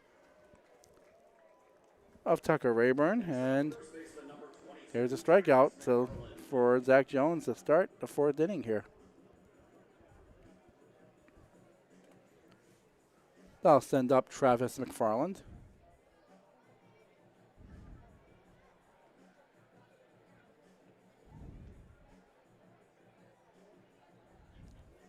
McFarland steps to the plate right now.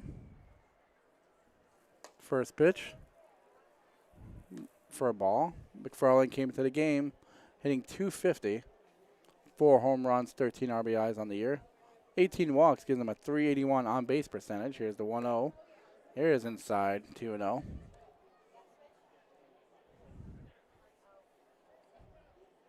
.464 slugging percentage from McFarland. Big, strong, right-handed hitter. And here's the 2-0. Swung on, and that ball is hit to center field. Coming in is Phillips, but just over the head of Hodo. That ball looked like it was actually going to go a little bit farther. I don't know if Phillips really got a great read on it. Hodo, actually the second baseman, had a great read on it, and he raced out towards that no man's land in right center field, and it was just over his head there. So it's a really good read. There's JJ talking about being a bat dog before. That's what he does. Hodo had a really good read on it, really went out there, to try to get that ball just over his head. So he had a 1-out single for Travis McFarland there. Another runner on board for Birmingham, their 5th hit of the game. Bring up Tyler Baum. First pitch of the strike. Baum had a really good shot, fly it out to center field, back in the 2nd. Zach Jones, you see it there. Sets and deals. Fastball right by Blom. 0-2 now as he quickly gets ahead.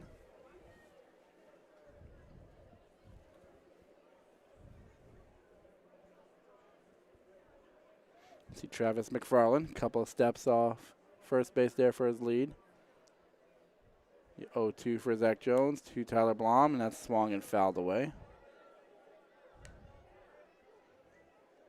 I mean, I kind of said last inning, but, that Lusko, I didn't think was really going to go anywhere, but he was picked off. I really don't think McFarland's going under there, but, you never really know. You still got to pay attention over there. Zach Jones gives him a look. 1 out. Here's the 0-2 to Tyler Blom. Fastball high. 1-2 now. 2-1 Utica here, top of the 4th inning. Utica has already wrapped up the number 1 seed. They've won the regular season for the 2nd year in a row. Going to try to earn the 2nd championship in a row. And all of a sudden now, it's 2-2, and starting to rain now as the crowd now wasn't really expecting that. Everyone just getting up now, trying to find some form of item to place over their head. They didn't think it was going to rain this early either. Here's the 2-2 to Tyler Baum. That was fouled away. I'll give it up to one of our interns, Alec. He did say it was going to rain, so he's got the newsman item of the day right now. 2-2 count to Tyler Baum. I don't think it's supposed to rain that hard. No threat of a stoppage. 2-2, swung on and missed. Fastball blew it right by him. Zach Jones picks up another strikeout, striking out Tyler Baum. 2 down now. 2 strikeouts this inning. And now we'll bring up Elijah Salea. With McFarland at first base, Salea will step to the plate. Try to see here if we get a 2-out rally going for his Utica squad. Rain kind of came out of nowhere. First pitch. First pitch is a strike right there to Elijah Salea. You see right there, that was all full right there in front of us. The grandstand. They didn't leave. They're just going and just getting some shelter. Looks like it's almost stopped raining right now. Here's the 0-1. Another fastball by Zach Jones, 0-2. Last couple of hitters have not been able to catch up to the fastball for Zach Jones. And we talked about him working fast. I mean, as you see right now, Salea steps out of the batter's box. Zach Jones is right there on the rubber looking in for the sign. So when he's in his groove, he wants to get going here. 0-2 count to Salea. And fouled off. Well, I actually said it looked like it stopped raining. That was just one of the camera angles and from my angle, but it actually is still raining. Yeah, but it's still raining. Our director, Dylan, says that it is raining. PJ, I don't know what you're looking at. Maybe I'm just hoping that it stops the rain. I don't know. Here's the 0-2 to Salea. Inside 1-2.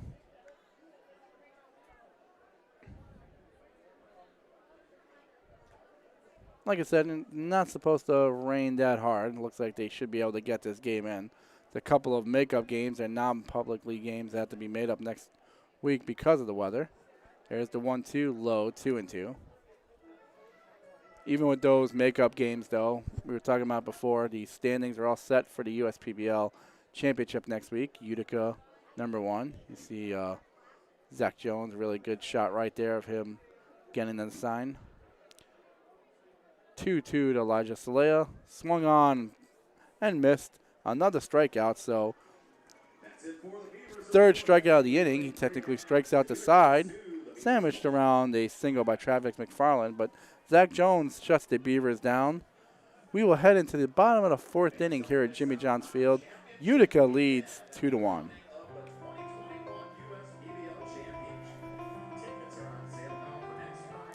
Ascension Michigan Sports Medicine, we're here to treat any athlete, any injury that you might have, whether that's at the high school, the college level, the professional level, or whether that's you just want to stay active and keep fit. And we do that through a whole journey. And you're going to see us for diagnosis with imaging. We can also do some physical therapy, which we have all of that. And we can do all the way up to the OR if you need surgery and getting you recovered as well. There's no reason to delay your care. You can get in to see us just as easily as you can see a primary care doctor. And when you do come to see us, we have all the precautions in place to keep you safe.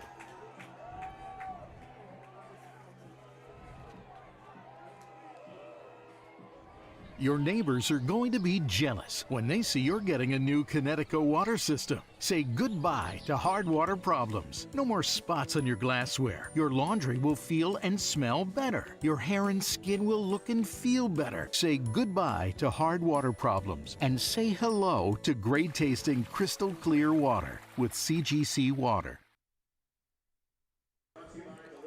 We are back at Jimmy John's Field. 2-1 Utica here in the bottom of the fourth inning. A.J. Coleman went the first 3 innings for the Birmingham Beavers, and he will depart the game. Austin Shea will take over for him. His 6th appearance of the season. He is 2-0 with a 2.69 ERA, 13 innings, 12 hits, 7 walks, 12 strikeouts, so a little bit more than 1 base runner per 9 innings, 12 strikeouts in 13 innings. Just about 1 per 9 inning. That's what you want to see. Holding batters to a .245 batting average on the year. You know, Coleman battled out there, and, you know, it looked like in the first inning when he was able to get a double play and only three men up, you know, for Utica, looked like he'd be able to really settle in this game. But Utica was able to put some base runners on in the second and third inning and, you know, take the lead in this game. Noah Children's home run tied it. John Pinchman's RBI single was the go-ahead RBI single at the moment, 2-1. So Coleman 3 innings there, 6 hits and 2 runs, both earned. And he'll give way to Austin Shea. And Austin Shea will start things off here with Jonathan Hodo. Hodo flied out to left field his first time up. First pitch from Austin Shea. And ball down low. Talked about Hodo, came into the game 273. 100 at-bats now, so I guess technically 270, 27 hits and 100 at-bats. 3 doubles, 8 RBIs. Guy who puts the ball in play, only 16 strikeouts and 100 at-bats. The 1-0 is low, 2-0.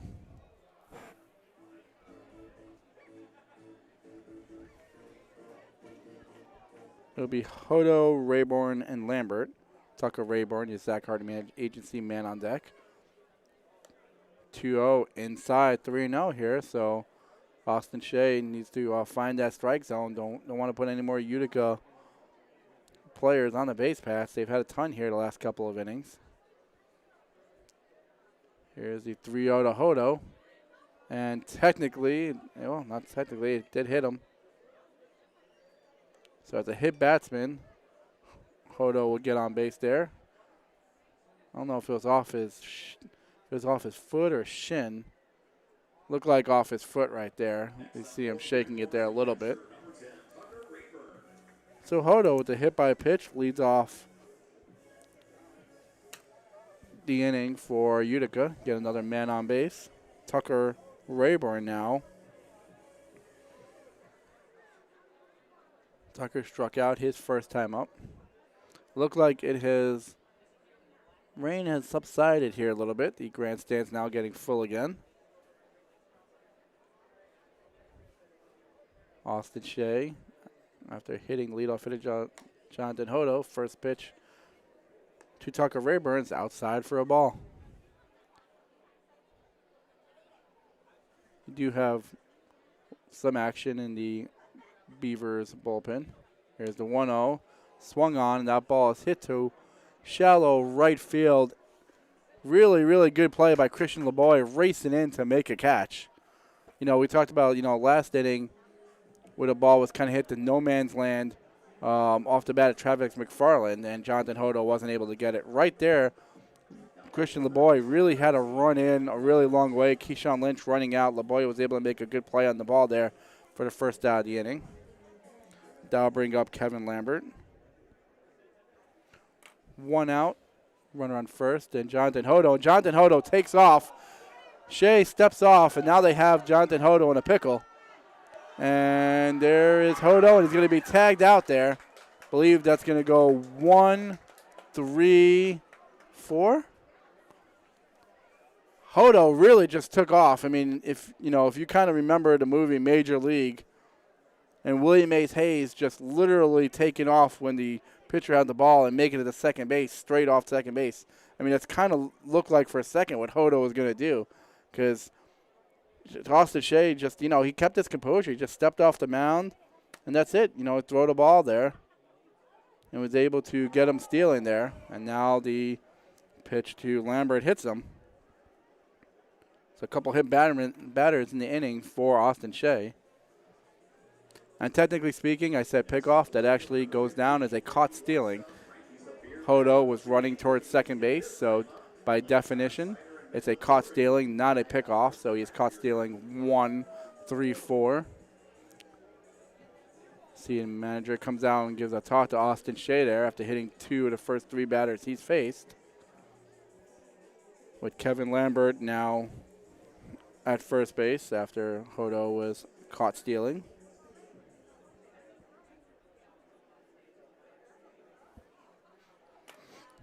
Two down now. That brings up Frankie Luska. 2 for 2 on the day. First pitch of the ball. Talk about Luska. He came in only batting .204, but a .400 on base percentage. That obviously has gone up now with both, with 2 hits in the game today. Here's the 1-0 to Luska. There goes Lambert to throw to second. Not in time. Lambert steals second. You wonder if Utica's got something on Austin Shea here, because like I said, I mean, Hodo thought he can read the runner and try to steal second. And right there, Kevin Lambert was able to, steal second, get a really good jump there. So they must got something on Austin Shea. 2-0 count to Frankie Lusko, the runner in scoring position now. And that ball tails outside, 3-0. A lot of relief pitchers tend to be a little bit slower to the plate. 3-0 count to Luska. So you see Austin Shea looking in. Swing and a miss there, Frankie Luska. He was looking for a fastball, a little bit late on it, 3-1. See Kevin Lambert leading off second base after stealing second. Here's the 3-1 to Luska, and that ball is outside. Luska 3 at-bats in today's game, 2 for 2 with a walk so far. As he's on first base, Lambert's on second base, so a couple of runners on board for Isaac Phillips. 0 for 2 for today. Chance here to put another run on the board if he's able to get a hit. Lambert has some decent speed after just stealing second. First and second, Austin Shea looking it in. Here's the pitch. And that ball is high, 1-0.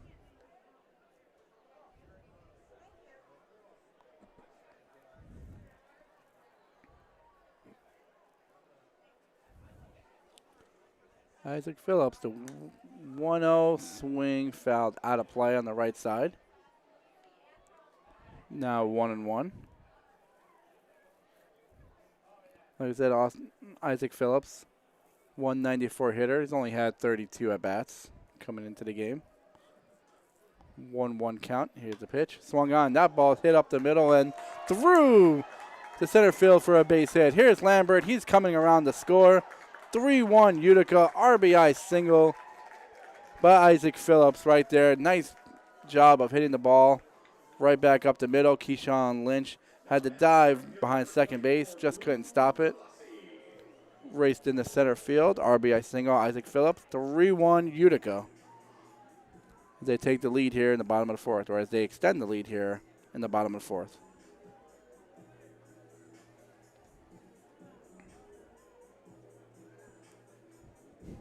We talked about this earlier,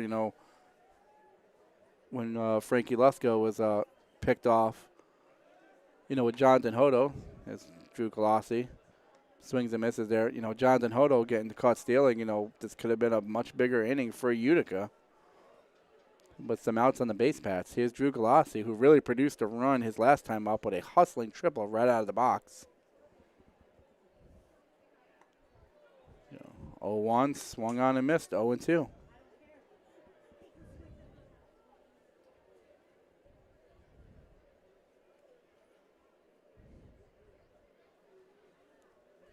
Galassi with some ducks on the pond here, first and second. 2 out, but down in the count 0-2 is Austin Shea, delivers. And that's going to be strike 3. Really froze him on the inside part there. Galassi wasn't looking at it, so, good job there, Austin Shea. Maybe had some command issues there, but was able to work out of it. Only allowed a 1 run. Utica, though, adds another to the board as they take a 3-1 lead here after 4 innings of play. We'll be right back on the USPBL Network. We're the financial champion of Michiganders. Whether you're a goal-getter or dream chaser, an empty nester or up-and-comer, anyone in Michigan can bank with us. Michigan Schools and Government Credit Union. At Fifth Third Bank, we're working hard to make banking a Fifth Third better, which means we put 166.7% into everything we do. I think you can only give 110%. Well, with free checking, fraud protection services, and an automatic savings tool to help you quickly reach your goals, 166.7% is possible. Oh, wait till my 8th graders hear about this. They're gonna be like, it's not possible. Well, yes it is. This is banking, a Fifth Third better. We are back at Jimmy John's Field. Utica with a 3-1 lead here in the top of the 5th inning. Zach Jones went the first 4 innings of the game, and, he labored his way, but he got through it, though. He will now give way to Colton Williams, 6'5" left-hander from Cypress, Texas. I'm sure he was watching all the college football action today.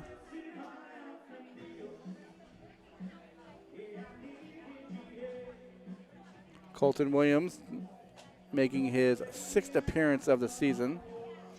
0-1, 2.00 ERA. 14 innings pitched, 13 hits allowed, 5 walks, 15 strikeouts. So 15 strikeouts in 14 innings, more than a strikeout per 9 innings, which is what you want to see. 13 hits, 5 walks. So, he wants to get that down a little bit. Runners hitting 245 off Colton Williams. It's a big, tall lefty here. Will try to keep the Beavers off the base paths, particularly this man, Connor Bagnetsky, who's 2 for 2 in the game today. Batting over 340 on the year right now. Lefty versus lefty matchup as Colton Williams delivers to Bagnetsky. Breaking ball, stayed high. 1-0.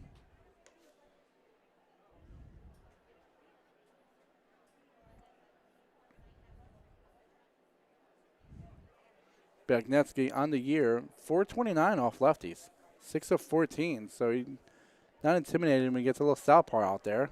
1-0 pitch inside. Batting 317 versus righties. I mean, all of his numbers are good. I mean, 300 runners in scoring position, 364.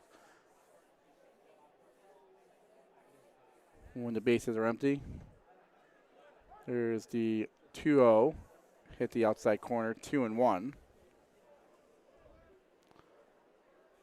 To Connor Bagnetsky, he looks to jumpstart this Beavers offense again, what he's done all season long. Colton Williams, 2-1 pitch. And that crosses the inside corner, 2-2. Nice pitch inside there. When you can tie up a left-handed batter inside like that, you're going to have a lot of success. I mean, a left-handed batter really has to get out and recognize that pitch early to get a good swing on it. Here's a 2-2 to Bagnetsky, swung on, and that's fouled away. Still 2-2 to Connor Bagnetsky. Top of the 5th here at Jimmy John's Field. 3-1 Utica, first place Utica Unicorns. 22-12 on the season. The Beavers come into this contest at 13-22. Here's the 2-2 to Bagnetsky. Breaking ball, and that's going to be a little bit high. 3-2. Good eye by Connor Bagnetsky. That really kind of froze him at the plate there, but just stayed up high. Full count as Bagnetsky looks to get on base. Here's the 3-2. Swung on. A little dribbler hit out to the infield there. Nice play by Lambert coming in. He's already made a couple of good plays there. Lambert was able to range to his left, come up with that, and get the ball over to first base there because Bagnetsky is a fast runner. Good play by Lambert to retire Bagnetsky. And I'll bring up Eric Santiago.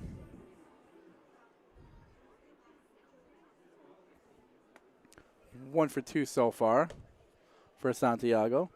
4-3 ground down the first inning. Center, single to center field in the 3rd. Comes up in the 5th. First pitch was a ball. Swung on, and that ball again hit the right center field. On the run is Isaac Phillips, and he makes the play. Right from the start, he had a really good read on that, and you heard him say, I got it, because Drew Galassi was coming over as well. So good recognition by Isaac Phillips right there. It's 2 down so far, so Colton Williams has come in now and retired the first 2 batters he's faced. They'll bring up Keyshawn Lynch. RBI sacrifice fly in the first inning to get Beavers on the board to take a 1-0 lead. Then flew out to right field in the 3rd inning. First pitch is ball 1 high.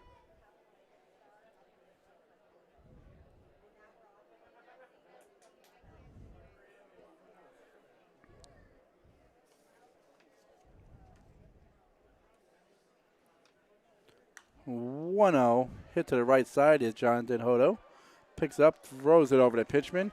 1-2-3 inning for Colton Williams. Top of the lineup, which has done some damage all season long for the Beavers. Colton Williams is able to come in really, and on 11 pitchers retire all 3 batters. We will head to the bottom of the 5th inning. Utica Unicorns with a 3-1 lead over the Beavers. New flooring from the Carpet Guys is as easy as 1, 2, free. 1, just call the Carpet Guys for fast, free, and home shopping. 2, get massive warehouse direct savings. And 3, I mean free, as in 4 years of interest-free financing. That's 1, 2, free, but only for a limited time. So be wise and call the Carpet Guys at 855-4MY-GUYS or visit carpetguys.com today. Be wise, call the Carpet Guys at 855-4MY-GUYS. When people keep repeating that you'll never fall in love, and everybody keeps retreating, but you can't seem to get enough. Let my love open the door. Let my love open the door. Let my love open the door to your heart. To your heart. Dunham Sports is a proud partner of the USPBL. Big names, low prices, delivering value since 1937.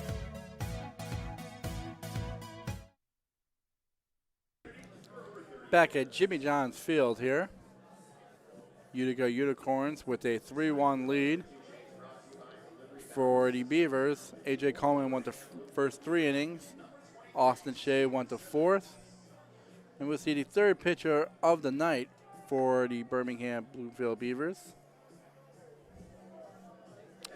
Steven Simmons will head to the mound now, making his first appearance of the season for Birmingham.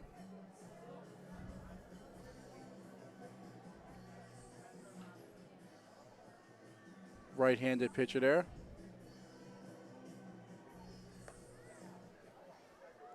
Kind of had a feeling that maybe, you know, with 1 or 2 games left in the season for these players, for these teams here, that maybe you might see a bullpen game. You might see some bench work for these guys. I mean, you know, you got to get everybody ready for championship weekend, next weekend. So Simmons is someone who is new to the Beavers right now, and he's going to get a chance here to show what he has. And, you know, they're going to give it to him easy here because Noah Childress is going to lead off. Already a home run in the game for Childress, 1-for-1.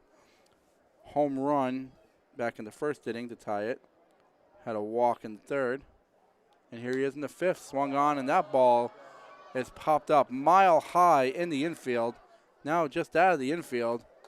Nice play right there by Santiago to make the catch. That ball was hit a mile high, able to get under it. So Simmons, you know what? That's what you want to do. 1 pitch, 1 out, and get rid of one of the best hitters in the league.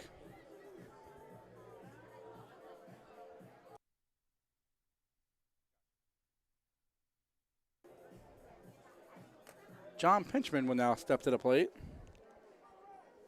1-for-1, walked in the 1st. RBI single back in the 3rd. Here's Simmons' the pitch. Swung on, and that one's popped up, but foul out of play.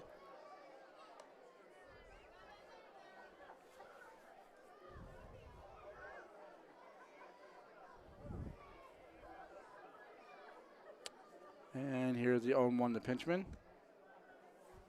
Outside, 1-1.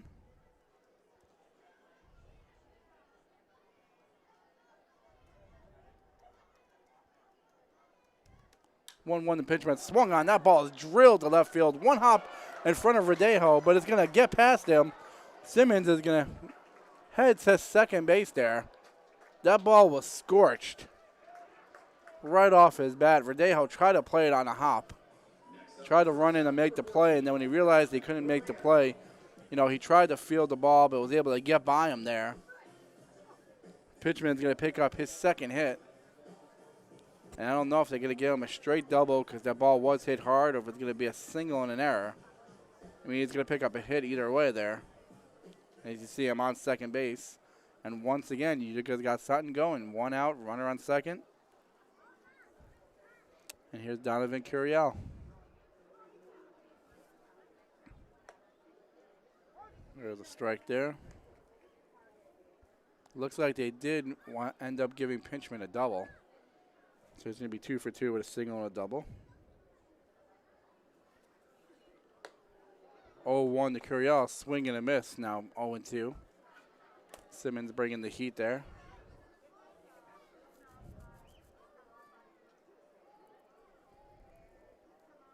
Here's the 0-2. Swung on, and that ball's hit up in the air. Blom is looking. He's coming back, but that ball's going to be out of play.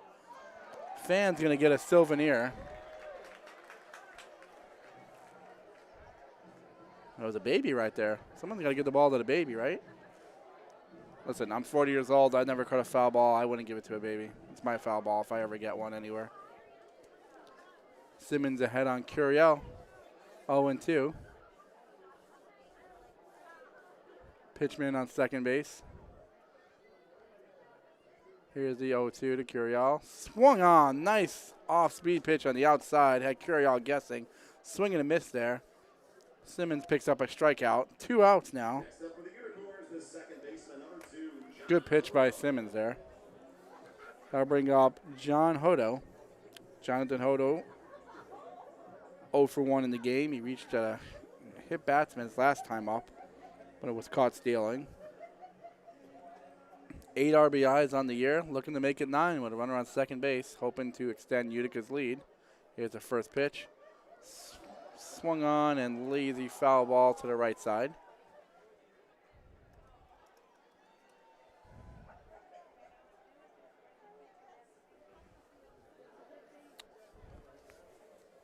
Oh, 1 count to Hodo. Pitchman leads off second base. Simmons gives him a look back. Hodo calls time. Batters don't really like standing up there that long.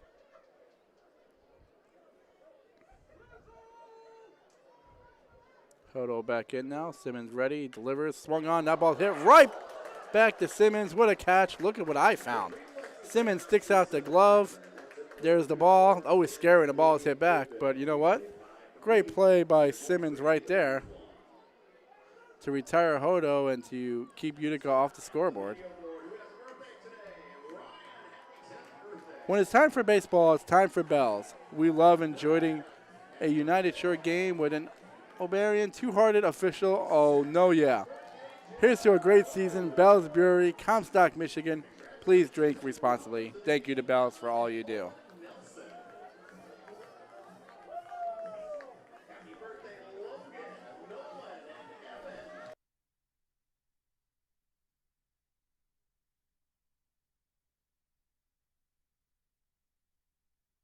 First State Bank is a locally owned and operated business. We're part of your community.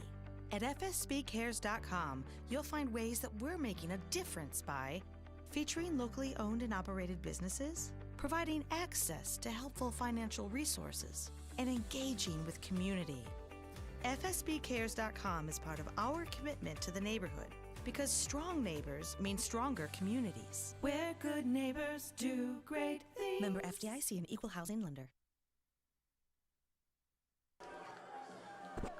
Back at Jimmy John's Field.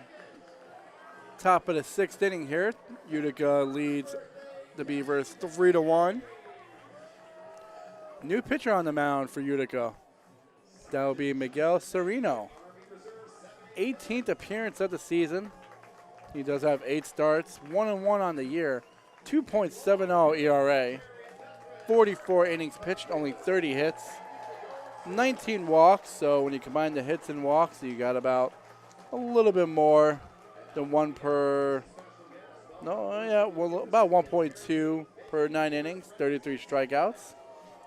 The league is hitting 186 off Miguel Sereno, and he definitely probably leads the league in personalities, one of the top personalities out there. And once again, family atmosphere, you're close to the players, and you know, players and kids love coming up and interacting with Miguel because he's just that type of guy. Been involved in 3 shutouts on the season. See Tucker Rayburn giving some last-minute instructions to Miguel Sereno. Make sure they're on the same page there. Zach Jones started this game for Utica. Pitched the first 4 innings. Colton Williams took over in the 5th. Clean 5th inning for him. And now Miguel Sereno is on to pitch the 6th. And he will start with Christian LeBoy, who will lead it off for the Beavers. Fastball high. It'll be LeBoy, Verdejo, and Ron Williams Jr., the 3 men up. 1-0 count. Swung on, and that ball's hit into center field. Right there is Isaac Phillips. And he makes the play. 1 man down. Lazy fly ball to center field. No problem for Phillips there. That'll bring up Ron Verdejo, Ron Williams Jr., Zach Hart Agency man on deck.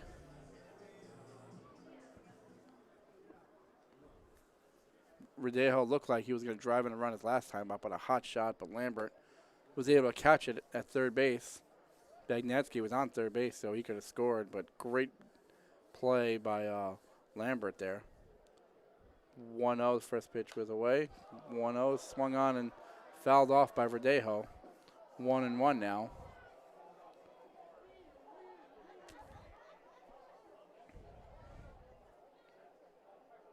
So Miguel Sereno, 44 innings, only 30 hits.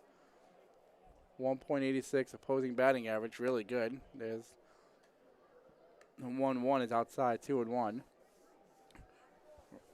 Good hard thrower, hard stuff, hard slider. Batters aren't usually able to get a good swing on it. There's a 2-1 right there. Strike, 2-2. You know, sometimes it's just not about just throwing fast. You know, just throw nice hard pitches, locate your pitches. And that's all you have to do. I mean, Greg Maddux didn't throw 100 miles per hour. He just painted corners like there was nothing else anyone could do about it. 2-2, swung on and missed. High fastball, got Verdejo. So there's another strikeout from Miguel Sereno, 34th of the season. 2 men down for Birmingham. And that'll bring up Ron Williams Jr.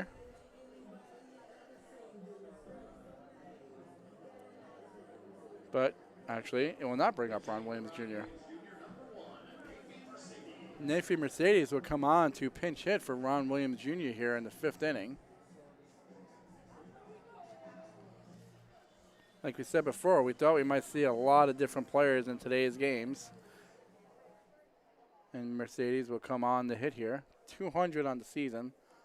5 RBIs, though. 5 doubles. And if you're Mercedes in the batter's box, first pitch from Miguel Sereno. There's a strike. 0-1. Mercedes has played in 22 games, all starts. So, first relief effort.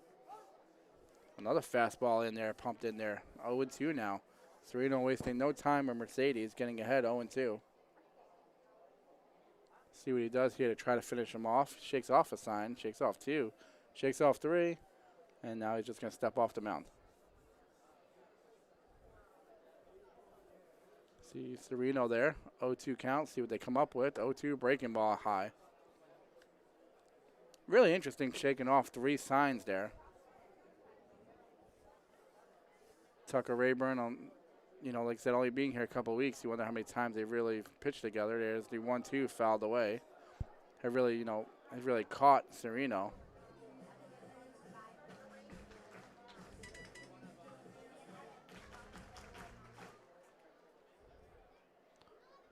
Miguel Sereno right there. 2nd year in the league. 1-2. Breaking ball high again to Mercedes. 2 breaking balls have kind of hung high for Sereno here, just not feeling that grip right now.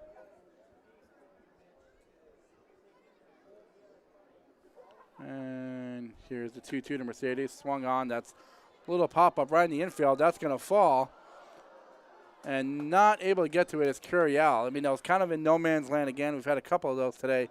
Curiel did all he could to try to race in, try to get the ball over to first base, but not going to get the speedy Mercedes there. So Mercedes able to come up with an infield hit, little humpback pop up there in the infield. 2 down now. Bring up Travis McFarland. McFarland had a single his last time up. Speedy Mercedes leads off first here. See if maybe he tries to go somewhere. First pitch to McFarland up high.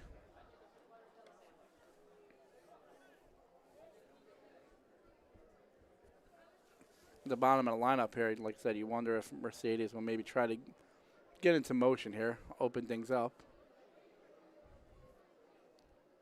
1-0 Sereno, long stare and hold, and now he steps off the mound.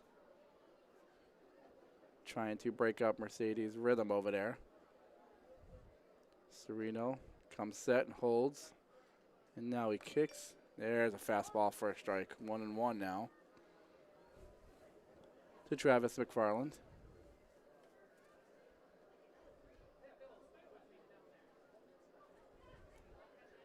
(3-1) Utica here, top of the 6th inning. Miguel Sereno in the pitch.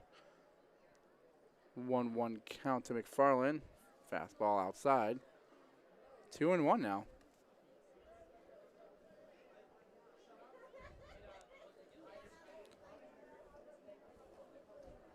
Tyler Blom, Sac Hart Agency man on deck. He'll be followed by Elijah Salea. But right now, McFarland has a 2-1 count. And that's outside for a ball. 3-1 now.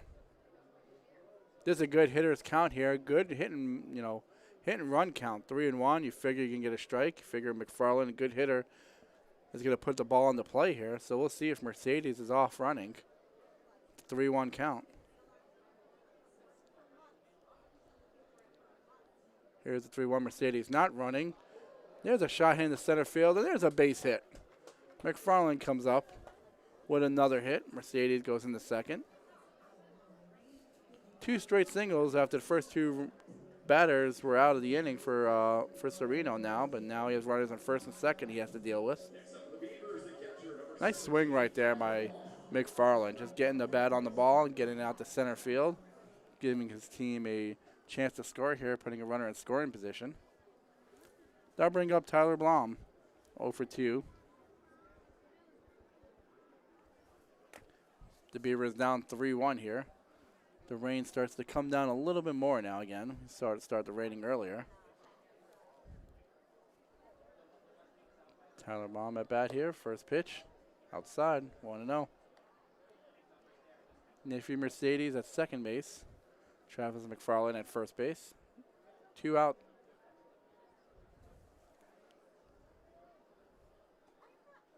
Here's the 1-0 to Tyler Blom. Ooh, just outside there. 2-0. Oh, a little bit of a short hop back to the pitcher there. I don't want to give up an easy base and put 2 runners in scoring position, throwing it away. 2-0 to Tyler Blom. Good hitter's count. Let's see what he gets. Fastball swung on and fouled away. Good swing on it, but just was a little bit late.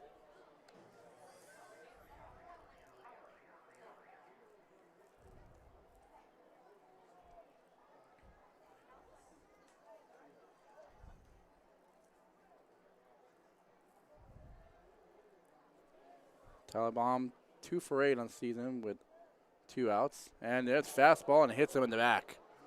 But we saw Tyler Blom, who's a catcher, and we talked about it. Catchers get beat up every single day from playing their normal catcher position. He took one earlier and was down for a little bit catcher. Now that fastball hits him straight in the back there, and you can see that he's feeling it. He's going to enjoy that ice bath after the game. And he calls timeout there. He's going to regroup a little bit. I can tell you what, like sometimes when you get hit in the back like that, it doesn't hurt right away. So you think you're okay. It hurts like 10 seconds later. And you sit there and you're like, I don't know what's going on. It didn't hurt me before. But Tyler Blom's over at first base. He says he's okay. And he's back now. All of a sudden, the bases are loaded with Beavers. Mercedes at third. McFarland at second. Blom at first. First pitch to Elijah Salea, and he fouls it off. Salea with a chance to, a single here can tie the game. Runners will be off and going at the crack of the bat, so, even McFarland, he may not be blessed with great speed, but he's going to be off and running anytime this ball is put in play. So a single here can score and tie this game. Here's the 0-1. Fastball swung on and missed. 0-2. Sereno quickly ahead of the game.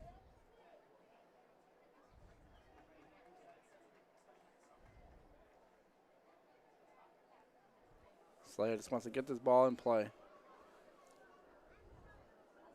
Never know what happens when you get that ball in the play. Timeout called by Salea.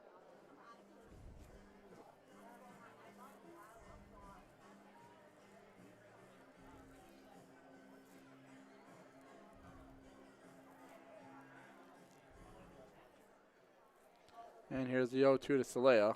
Swung on a little fastball. Seemed to drop down there. Strikeout for Sereno. So he pitches in and out of trouble here. Keeps the Beavers, who had the bases jammed, off the base paths. And keeps his team up 3-1. Utica on top as we head to the bottom of the 6th inning here at Jimmy John's Field.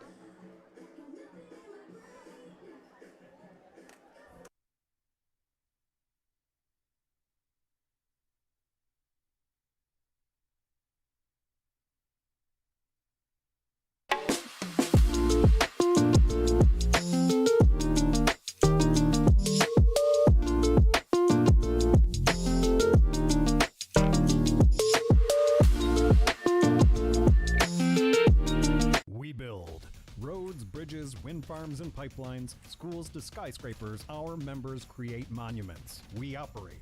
We're the operators and mechanics behind the advanced heavy machines that move Michigan forward. We maintain boilers and HVAC.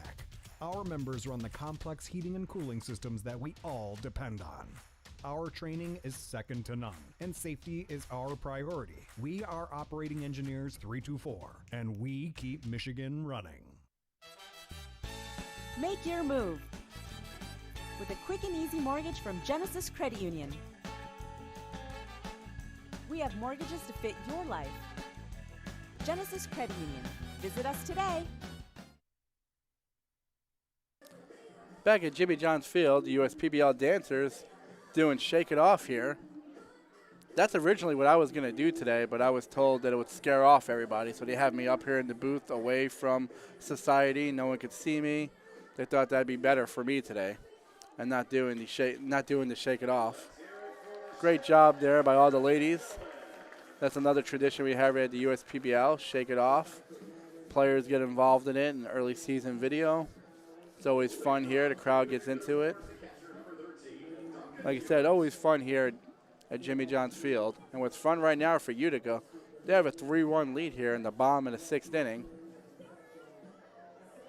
We are going to have a pinch hitter, and Duncan Hewitt, he will step to the plate now. He is pitch hitting for Tucker Rayburn, the catcher. He'll go in there, catch.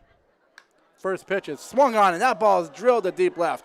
It is high. It is far.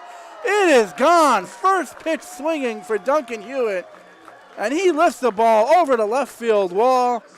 First home run of the season for Duncan Hewitt. Utica now on top 4-1. Oh boy, was that ball drilled.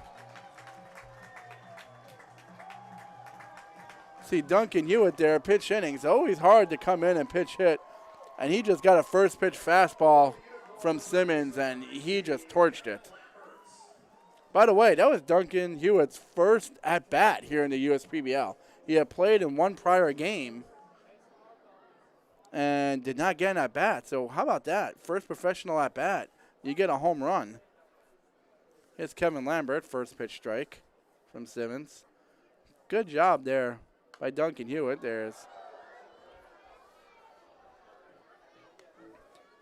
We're being told that Frankie Lusko was actually the first person to do that last year. First at-bat, if it's a professional career and he got a home run, fouled it up with a teammate, Duncan Hewitt. 0-2 now to Kevin Lambert. And like I said, that ball was torched. First pitch fastball, and he was ready for it. He went up to the plate thinking if he was getting first pitch fastball, he wasn't going to miss it. And he did not. 4-1 Utica. Simmons, 0-2 pitch to Lambert. Nice change up there, swing and a miss. First out of the inning.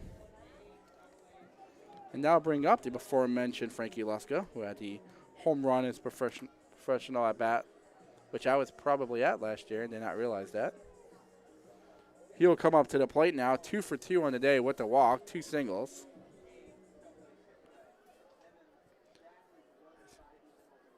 On base percentage about .408 now. First pitch from Simmons, outside for a ball.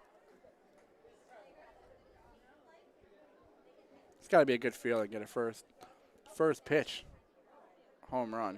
And you're professional there. Oh, ball thrown out over there. Sometimes that happens. I grew up in New York City, and I'm a Yankee fan.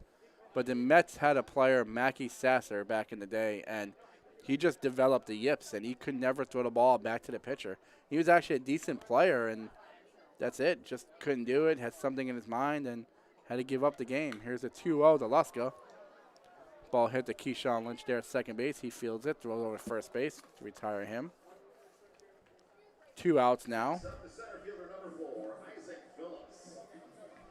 So after the home run, Simmons has got the next 2 batters here. And now bring up Isaac Phillips. He had an RBI single his last time up.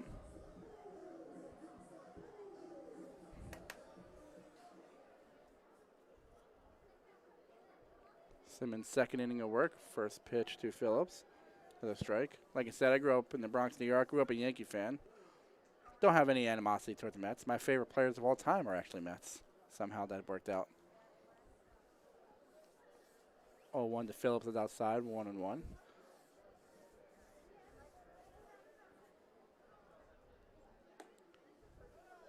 High now, Phillips ahead in the count, 2-1. Utica leads 4-1 here, bomb in the 6th inning. Looking to push their season record to 7-5 against the Beavers on the season. Here's a 2-1. 3-1 now. Phillips in the driver's seat. Phillips can get on. Simmons would have to face Galassi and Childress. The meat of that order. Here's the 3-1. Swung on and fouled away. Beat on a fastball inside. Some more work going on in the Beavers bullpen. We will probably see. Actually, this work. There's arms throwing in both bullpens right now. So, I mean, we're going to see a couple of different pitchers before this night's over. There's Bobby Comitas in Utica's bullpen. There's Phillips there. 3-2 up the middle, base hit. And Phillips is going to really round first base, but now he's going to head back there. It looked like for a second that Celaya kind of nonchalantly picked the ball up, and Phillips was ready to go. And that's what you have to do. You have to be ready to run, take advantage of all situations here. You don't know if maybe the ball is being slowed down a little bit in the infield and outfield with the weather, with the rain that has popped up a couple of times here. Phillips is really aggressive there, but single for him, second hit of the game. And now bring up Drew Galassi. He had a triple back in the 3rd inning, later scored. Here's the first pitch to Galassi, in there for a strike.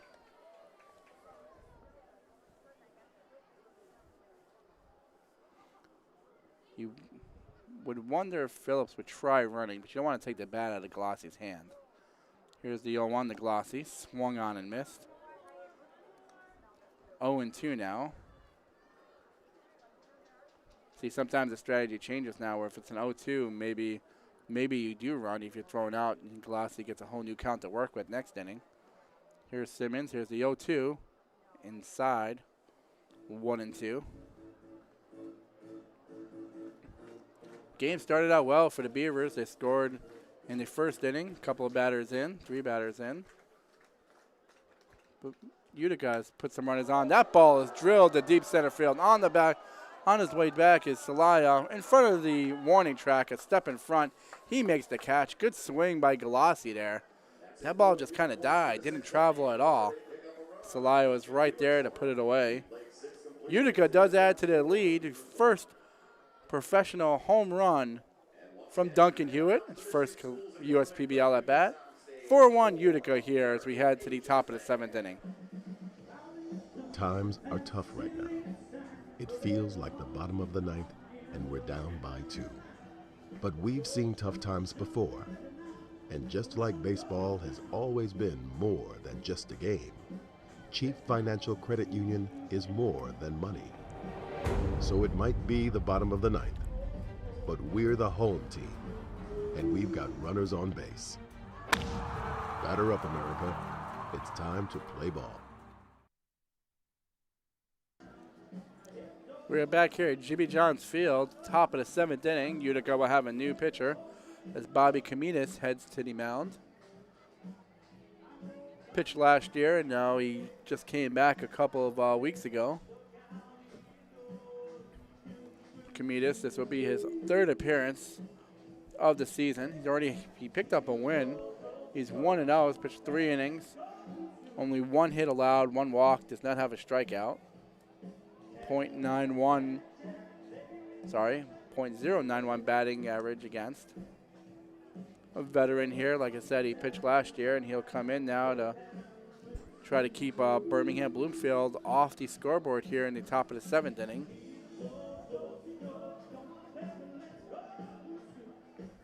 Zach Jones started this game for Utica, made way to Colton Williams. Zach Jones pitched 4 innings. Colton Williams pitched 1 inning. Miguel Sereno pitched 1 inning. And now Bobby Caminas from Oaklawn, Illinois, he will come in and get an inning of work. Once again now, I mean, with the playoffs starting next week, especially for Utica, they already know that they're only playing 1 game in the playoffs. They're already in the championship game by way of winning the regular season for the 2nd straight year. They're trying to go for the three-peat and win 3 straight championships. They were able to win in 2019 as the 2nd place team. And last year, like I said, they were regular season winners and the playoff winners. So they're going for the three-peat. They're only going to play 1 more game, so you got to get everybody some work here, and that's what appears to be the strategy today and for their makeup game during the week. Duncan Hewitt going out to talk to Bobby Caminas. Just making sure that, they're straight on the signs. Once again, Duncan Hewitt's kind of new to this league. You're wondering how much they have really caught each other.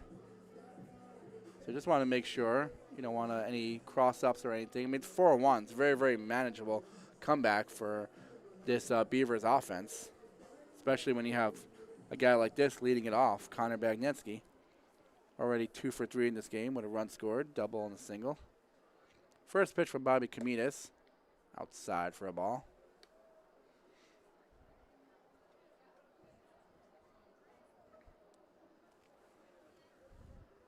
Outfield plays Bagnetsky to pull just a little bit, at least the center fielder does. 1-0 count, fouled away.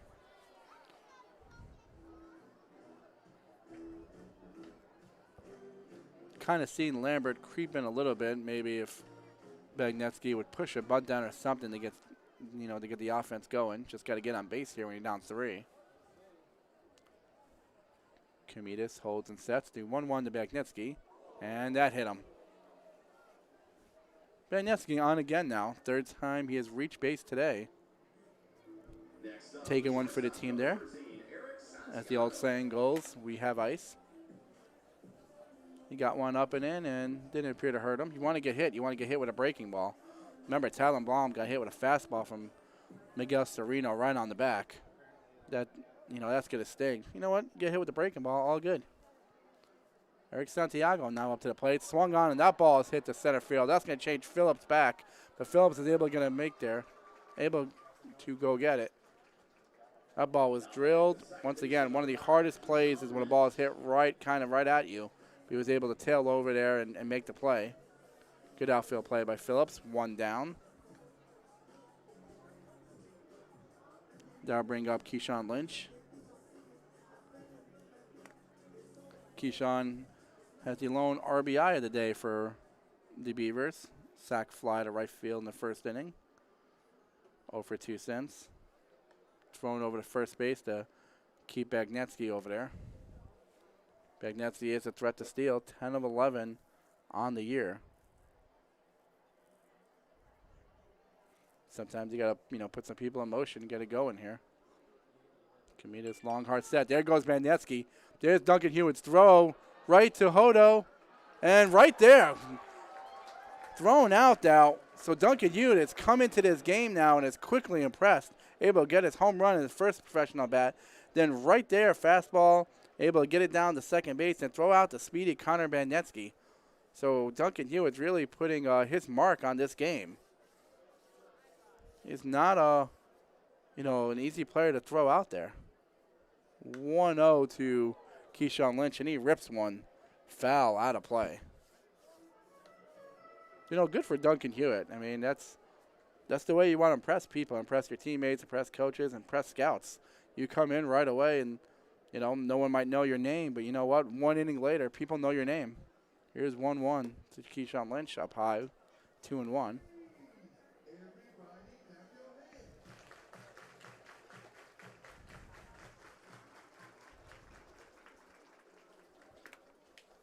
And here's a 2-1 Keyshawn Lynch inside, 3-1.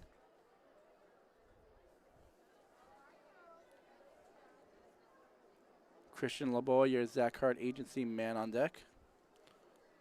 Looking for a chance to hit if Keyshawn Lynch can get on base, and he does. Draws the walk there. So 2-out walk to Keyshawn Lynch. And if you're Birmingham, Bloomfield, once again, hindsight's always 20/20 there. If Connor Badnetsky doesn't get thrown out stealing there, you could have first and second really something cooking here in the 7th inning. But, I mean, sometimes you got to try to put, guys in motion, and, motion creates emotion. Get something going. You can't blame Connor Badnetsky, fast guy, for trying to steal a base there. Keyshawn Lynch now at first base. Here's Christian LeBoy. First pitch. In there for a strike. LeBoy 0 for 2 today.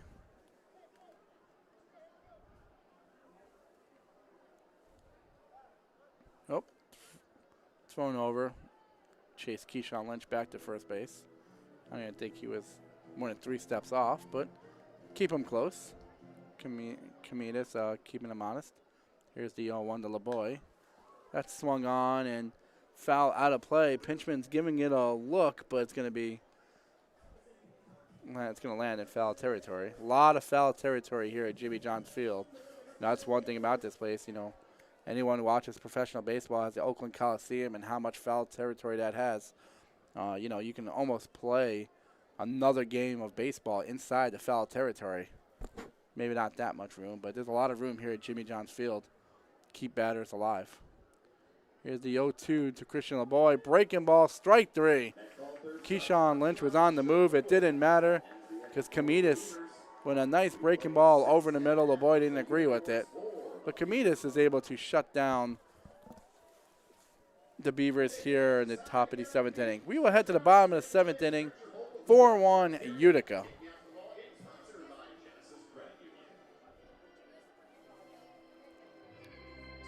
I forgot about this. We might have to sing now. All right. Well, here we go. This is where I will get thrown off the air. But here we go. Ready to sing. Take me out to the ball game. Take me out with the crowd. Buy me some peanuts and Cracker Jack. I don't care if I never get back. You let me root for the home team. If they don't win, it's a shame. For it's 1, 2, 3 strikes here out at the old ball game. There you go. I have sung. Heading into the bottom of the 7th here at Jimmy John's Field, Utica leads 4-1. There's nothing better than a ball game at Jimmy John's Field and a cold beer from Midland Brewing Company. Hi, I'm Kyle, the head brewer at Midland Brewing Company, here to wish you a stellar time making memories at Jimmy John's Field. And we hope that you're living it up with a Copper Harbor Ale in your cup. You can find more of our selections here at the ballpark and around town at your favorite bottle shops too. We hope you have a ball at the game, and remember, enjoy responsibly. Let's play ball.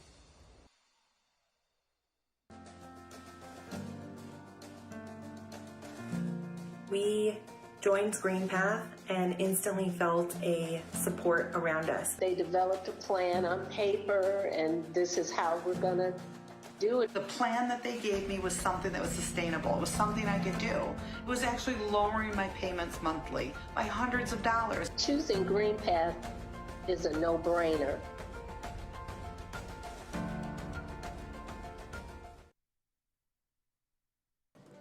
Back at Jimmy John's Field, bottom of the 7th inning here. Utica leads 4-1. Another pitching change for the Beavers. That is the often used Charles Donovan, making his 21st appearance of the season. 3-5 on the year, 2.97 ERA, 40 innings pitched, 38 hits, 16 walks. Got to get those walks down. 54 strikeouts, though, well more than 1 per 9 inning for Charles Donovan. As he comes in, like I said, 21 appearance. This is his 21st appearance on the season, and he will face Noah Childress. First pitch to Childress is a strike. Childress, a long home run back in the 1st inning to tie it up. Walk in the 3rd, popped up in the 5th. 0-1, swing and a miss, 0-2. He's had 21 appearances on the season for Charles Donovan. He's kind of done it all. 3 starts. Opponent's hitting 248 off him. Here's the 0-2 to Childress. Fouled away. Nope. They're going to say it's a swing and a miss. And off Tyler Blom's glove. And Childress is going to race to first base and make it on the strikeout pass ball. The umpires are going to come together and talk about it now. I didn't really hear anything up here if we got a piece of it. I don't know how much the first base umpire is really going to hear. Tyler Blom was pretty convinced it was a foul ball. And it's a foul ball. Noah Childress is not arguing, so he knows it's a foul ball too. Good job by the umpires getting together here. You know, like I said, I mean, you know, first base umpire, when you're out there, you got to pay attention. And no runners on base. It's like everybody out in baseball, fielders, whoever out there. And you always got to pay attention. Something is going on. They got together, and they let the play develop, let the play go, and we'll talk about it. But Noah Childress in a hole, 0-2 after that foul ball. And here's Donovan's pitch. Low, 1-2. And also for the kids out there, it's something to saw Tyler Blom. You know, he said foul ball, but he ran to get the ball after. You don't want to sit there and argue with the umpire. The ball's in play. You got to go get the ball, and then you can argue or state your case. You can't just let the ball sit there. I think that happened in the Pittsburgh Pirates-Mets game about a month ago. There's the 1-2 pitch. Tied him up in the inside. Swing and a miss. Retires Childress. First batter for Donovan EC strikes him out. 55th strikeout of the season. But I was saying about a month ago, maybe a little bit more than that, the Pirates-Mets game where the Mets pitcher thought a ball was foul and kind of like flung it. And, you know, the umpire called it fair, and all the Mets sat there and argued. And it was a ball that was hit maybe 10 feet up the line, maybe even less than that. First pitch to John Pinchman in there for a strike. And the Pirates cleared the bases because the Mets sat there and argued instead of going to get the ball. So good job by Blom. Here's the 0-1 to Pitchman. Oh, up and away, 1-1.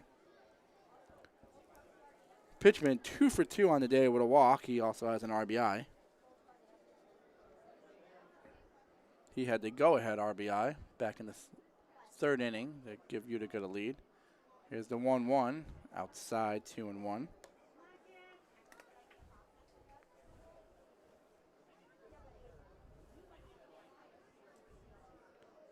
Donovan's 2-1 breaking ball. Swung on in the outfield. In is Verdejo.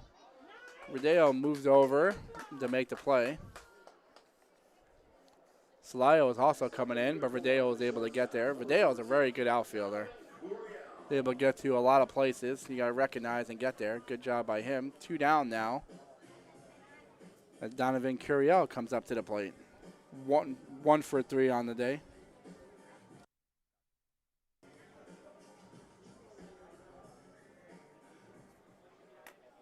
One for 3 on the day, like I said, Donovan Curiel. First pitch outside.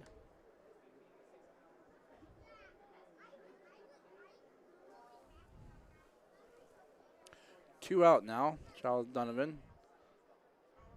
4th pitcher for Birmingham. Swung on, and that ball's laced down into hit right the net right in front of the patio setting there.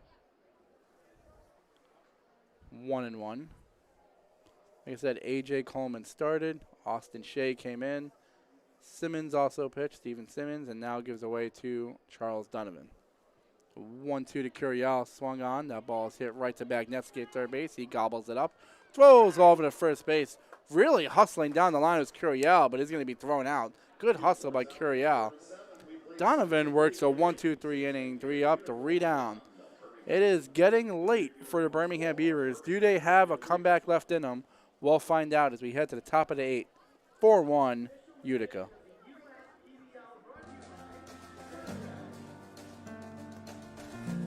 We joined Green Path and instantly felt a support around us. They developed a plan on paper, and this is how we're going to do it. The plan that they gave me was something that was sustainable. It was something I could do. It was actually lowering my payments monthly by hundreds of dollars. Choosing Green Path is a no-brainer.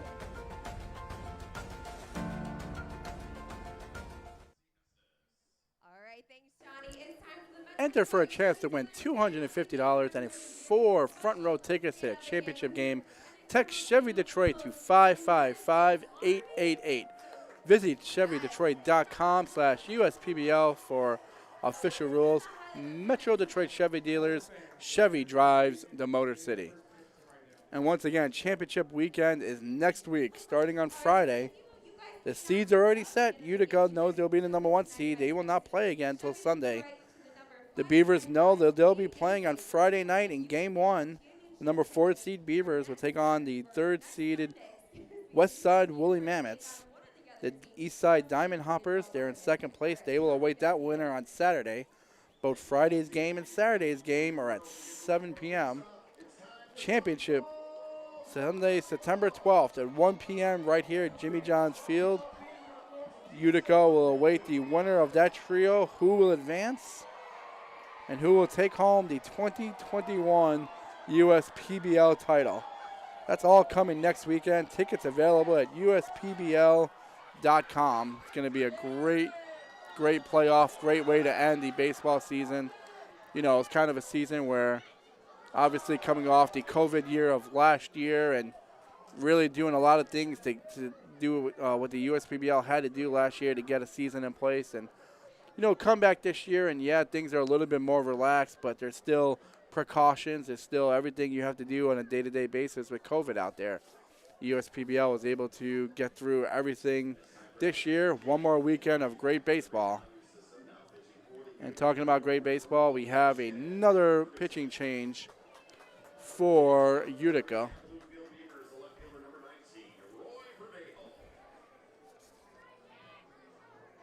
See Jonathan Ferguson taking over on the mound. Ron Verdejo will lead off. First pitch from Ferguson, swing and a miss. Sorry, I said Jonathan. It's Jack Ferguson. Ron Verdejo, Neefrey Mercedes, and Travis McFarland, the 3-man up. 0-1 pitch in there in the inside corner for a strike. 0-2. Jack Ferguson from Livonia, Michigan. That's where I call home. Another product of Madonna University. 6 foot 175. Bats right, throws left. One of those weird guys out there. Here's the 0-2 to Verdejo. Swung on, and that ball is hit to right center field. On the way is Phillips. On the way is Phillips. Reaches out, makes the catch. Great running catch by Phillips. Oh, wow, did he get a beat on that ball? That ball was hit in the gap in right center field. And he ran a long, long way out there, put the glove out, and made a spectacular play. We talked about it earlier in the game, how Phillips was really getting a good read off these balls here, and that's the best one he had to make there because he really had to cover a lot of ground. Good job by Phillips there to retire Verdejo.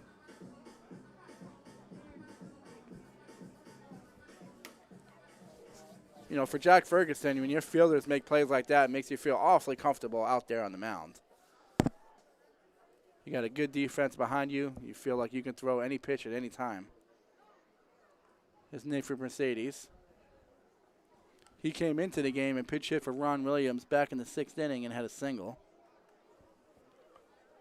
Takes first pitch ball. Here's the 1-0. Swung on. There's another base hit for Mercedes. One hop to the left fielder, maybe two hops. Either way, it's down. Mercedes now 2 for 2 in this game.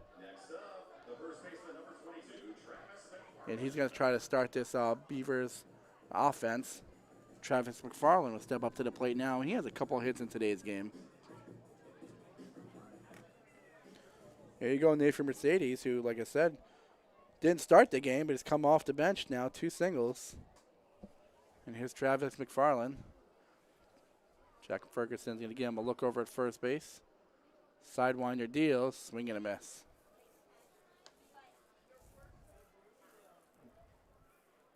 He really comes across there, Ferguson does.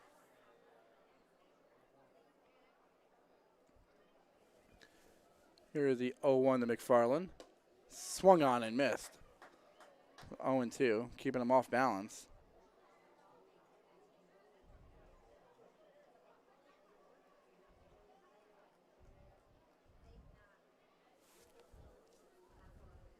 Mercedes leads off first base. Here's the 0-2 to McFarland. Ball hit the shortstop at Curiel. Over to Hodo for 1. Back to first. 9 in time. They get the lead runner down, Mercedes. Slow hit ground ball, though. Curiel kind of couldn't, really charge it. It was kind of hit to the left of him. But he got the lead runner, though. Well, just wasn't hit hard enough to turn 2.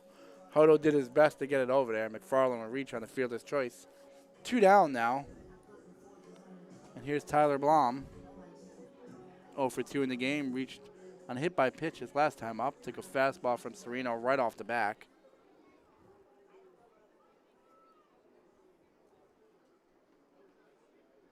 First pitch to Blom. Swing and a miss. Talking about Ferguson, that sidewinder. Sometimes, it's supposed to be really tough on lefties. Lefties are only hitting .250 on the season off him. Righties only .282, 2071. So he's able to get both out. And here's a pitch away. There's Duncan Hewitt. Smothers it. Throws to second. Oh. They're going to say McFarland got in there. I don't really know the stolen base. I think it was more of a wild pitch because I don't think he left until after the ball was in the dirt. Duncan Hewitt did a good job, though, to make the play as close as he did. Either way, 1-1 now, runner in scoring position for Tyler Blom. Yeah, that ball was in the dirt. It's not a stolen base. Here's the 1-1 to Blom. Outside, 2-1. You got to start that comeback somewhere now. If Blom can reach out and get this ball into the outfield now, could score McFarland. Cut this deficit in half a little bit. 2-1, and that's outside, 3-1.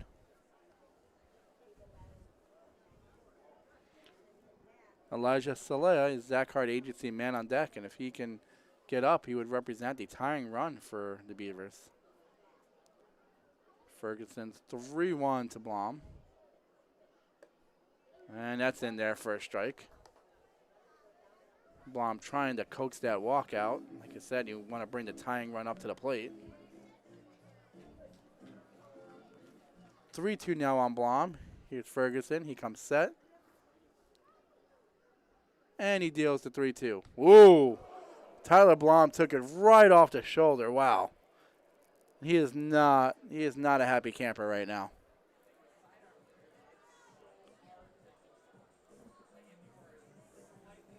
I mean, it's been a rough game for Tyler Blom back there. Like I said, he got hit with a foul ball as a catch his first time up. Now 2 hit batsmen. And there we go, a little smile right there. Anything to get on base, because right now, here's Elijah Salea, the tying run at the plate. The Beavers down 4-1, but runners on first and second here are 2 out. Ferguson's pitch swung on. That ball is grounded up to Hurriel, and that ball bounces over his head. Here's McFarland rounding third, coming home. Blom goes into third. That's going to be an RBI single for Elijah Salea. And it just hit off the infield, hit off the lip of the infield and bounced over Curiel. Looked like he had a beat on it and just went over his head. RBI single. It's now a 4-2 game. Runners at first and third.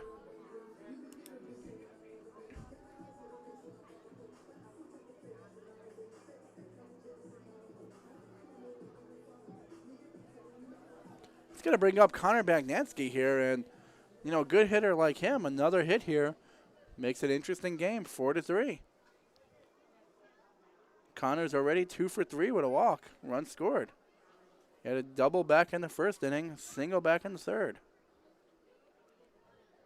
Lefty on lefty here. Pitch to Bagnetsky and a little dribbler back to Ferguson. He'll collect it and throw it over to first base to get out of the inning. So good job by Ferguson. He worked in and out of trouble, limited the damage, and kept the Beavers off the scoreboard anymore. We will head into the bottom of the 8th inning here. Utica leads 4-2.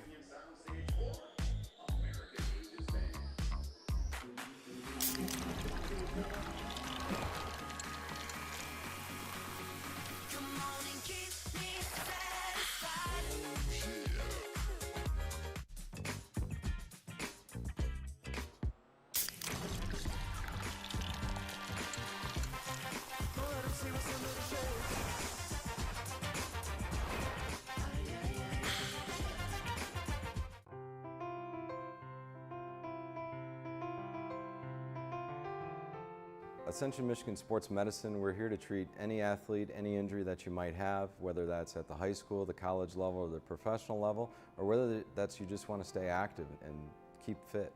And we do that through a whole journey. And you're going to see us for diagnosis with imaging. We can also do some physical therapy, which we have all of that. And we can do all the way up to the OR if you need surgery and getting you recovered as well. There's no reason to delay your care. You can get in to see us just as easily as you can see a primary care doctor. And when you do come to see us, we have all the precautions in place to keep you safe.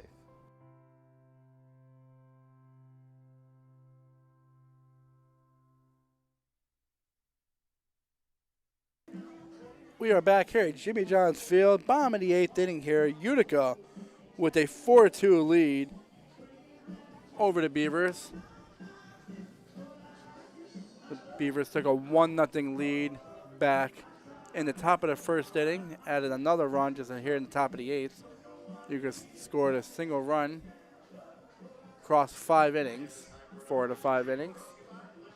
And now we have another pitching change here for the Birmingham Bloomfield Beavers as Cole Stanton takes to the mound.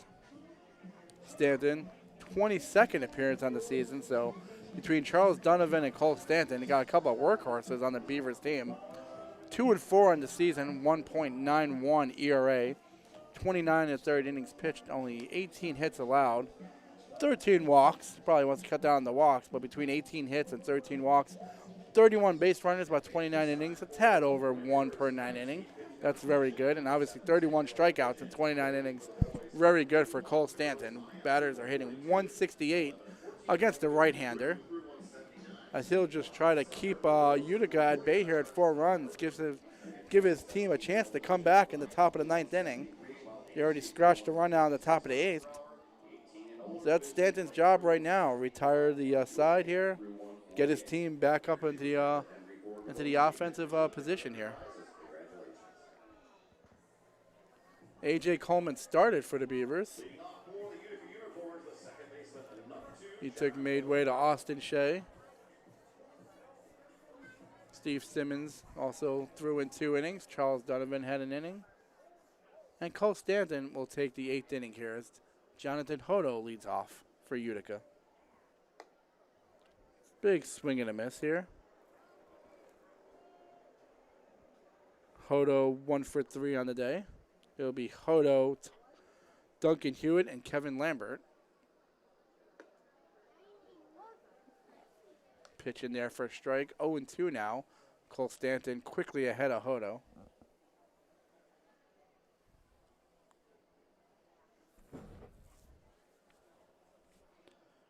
And here is the 0-2.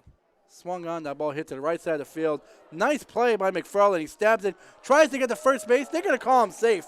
Hodo, good hustle down the line. McFarland with the dive to first base to try to get there. That was a bang, bang play here. I'll look at it as a monitor here. Bang, bang play. For a second, I almost thought that wasn't actually going to touch first, that he was going to actually leap over first because of McFarland diving here. I'm going to take another look at it here. Ooh, right there, yeah. like I said, good effort by McFarland. Great effort by the big man at first base to first off stop it from getting down the right field line, because that could have been a double, maybe even a triple. Nonetheless, Jonathan Hodo leading off this inning with a single. And now bring up Duncan Hewitt, star of the show back in the 6th inning. First pitch in his first professional at bat, hit a home run to left field. Here's his second pitch. He doesn't waste any time, and he drills the ball past Connor Bagneski at third base. Here's Hodo around second, hanging in the third. Duncan Hewitt will fly into second base with a double, and the ball thrown away in the infield. Cole Stanton actually had a dive to make sure it didn't go away anymore, because that could have had Hodo scoring. Duncan Hewitt has come into this game and has seen 2 pitches. He's hit a home run and a double down the left field line. He's also thrown out a runner on the base path. So Duncan Hewitt has had himself a game in just a couple of innings of play. Second and third now for Utica as they, I guess, look to ice this game away here. You see right now, Birmingham Bloomfield, they're going to have to bring in the infield, Hal. They can't have any more runs score with the 9th inning approaching and already down 2 runs. So they're going to bring in the infield for Kevin Lambert. Here's Cole Stanton's pitch, swing and a miss. Fastball right by him.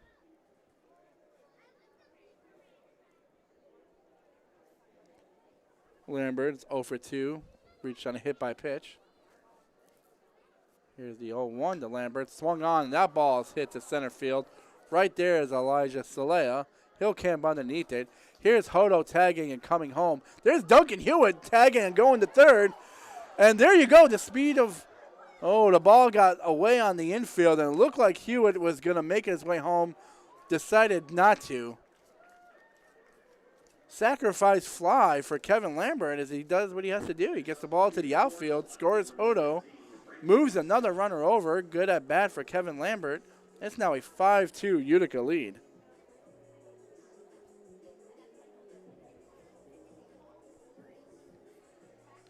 I'm telling you, Duncan Hewitt's had himself a game. He was on the way home. I mean, we talked about the foul lines and how much room there is here. I mean, that ball went all the way back to basically the dugout area. Almost lucky it didn't pop in the dugout and, advance him home. 1 out now. Here's Frankie Luska up at bat. 2 for 3 on the day. A couple of singles and a walk. First pitch to him is low.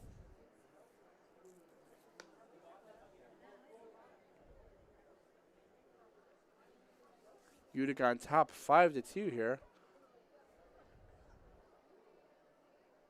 Infield and still in for Birmingham. Once again, they got to try to cut down as many runs as they possibly can. There's Duncan Hewitt at third base. Here's the 1-0 to Luska. Swing and a miss. 1-1 now for Cole Stanton, who just came into the game. 5th pitcher used by the Beavers today. Some light rain falling here again in downtown Utica. Here's the 1-1 to Luska. And that's a ball. 2-1 now. Luska always finds himself in a hitter's count. Day in, day out, every at-bat, he seems to be ahead every single time. Now ahead 2-1. Breaking ball in there for a strike, 2-2. See some action going on in the Beavers bullpen in case they're able to force a bottom of the 9th inning. You get another pitcher out there. Everybody gets some work. Here's the 2-2 to Frankie Luska. Swing and a miss, and it looked like a changeup down and in. Luska swing over the top of it. Strikeout for Cole Stanton. Now bring up Isaac Phillips. He's 2 for 4 in this game with an RBI, and he's made a couple of great catches in the outfield from his center field position. Now is a chance to bring in a run with 2 down. First pitch to him is a strike.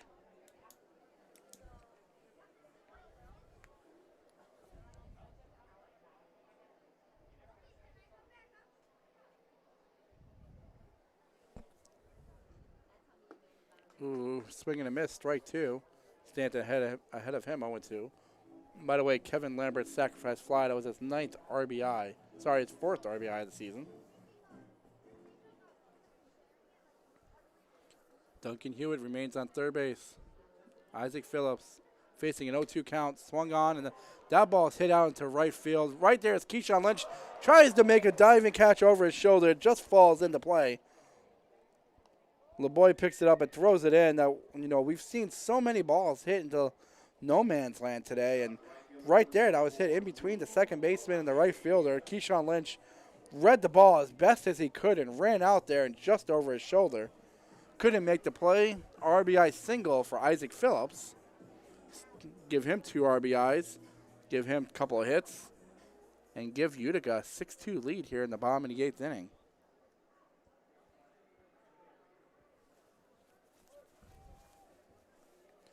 That'll bring up Drew Galassi. Got a triple back in the third. First pitch outside for a ball.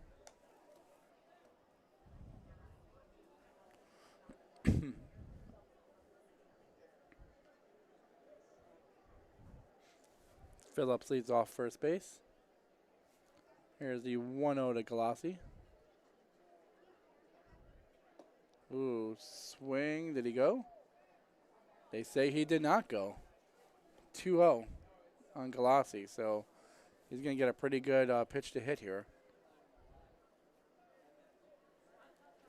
McFarland now is going to play behind Phillips at first base. So that's going to give Phillips an extra step or two. So if this ball is into a gap, Phillips has the potential to score. 2-0 pitch to Galassi. Phillips is on the way to second, though. Tries to take off, fouled out of play. So the minute McFarland decided to play behind him, or the Beavers allowed him to play behind him, Phillips is going to take the extra base. Let's see now if they rethink that. And it doesn't look like they are going to hold him on, so Phillips is going to have a nice big lead again. 2-1 count to Drew Galassi here. See if Phillips tries to take off again. See if Stanton maybe holds the set a little bit longer. And here's Stanton. Phillips does not go. Swing and a miss. Ball kind of gets out of the glove of Blom, but able to find it right away. Phillips was not going at all. Didn't show any sign of going. 2-2 count now to Galassi. See Isaac Phillips right there. A couple of hits, a couple of RBIs in the game. A couple of great plays in center field. That's helped Utica build this 6-2 lead. 2-2 count to Drew Galassi. Phillips, long lead. Swing and a miss by Galassi. He goes down swinging. Stanton able to strike him out there. And you see Cole Stanton and Isaac Phillips talking about great friends here with the 4 teams, all the players. Having a word there, smile on each other's face. Does the Birmingham Bloomfield Beavers have a comeback? We'll find out. 6-2 Utica, top of the 9th inning coming up at Jimmy John's Field.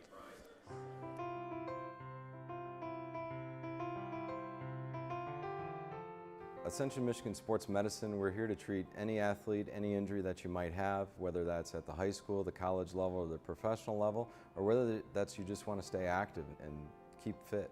And we do that through a whole journey. And you're going to see us for diagnosis with imaging. We can also do some physical therapy, which we have all of that.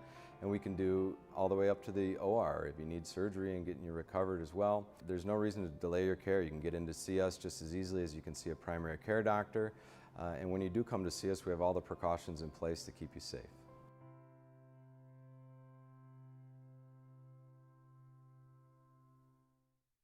Your neighbors are going to be jealous when they see you're getting a new Connecticut water system. Say goodbye to hard water problems. No more spots on your glassware. Your laundry will feel and smell better. Your hair and skin will look and feel better. Say goodbye to hard water problems and say hello to great tasting crystal clear water with CGC Water. We are back at Jimmy John's Field for the top of the 9th inning. We'll see if the Beavers can make a comeback down 6-2. There's a song that I'm not going to mention by name, just personal preference. I do not like this song, so I'm not mentioning it. has something to do with the Yankee-Red Sox rivalry. That's all I would say. A lot of people in the crowd, a lot of buddies out there singing. We got Brendan Krenrich on the mound now for Utica. 22nd appearance of the season for the right-hander. 3-3 on the year, 2.86 ERA. 29 in the third innings pitched, 25 hits. 40 strikeouts and 29 in the third innings for Krenrich, very good, 15 walks. So, you know, when you have the 25 hits, 15 walks, it's 40 base runners for 29 and third innings pitched. Got to get that down. But 40 strikeouts, very good, and he will look to close it out here and close out this victory. He has 4 saves on the year. While I have a minute here, I'd like to send a shout out to some special fans out there. Abigail, Jackie, Maddie, Tina, and Mark. I know they're listening, and I know they will give me a lot of, well, I don't know what the opposite of praise is, but thank you for listening. Top of the 9th inning here.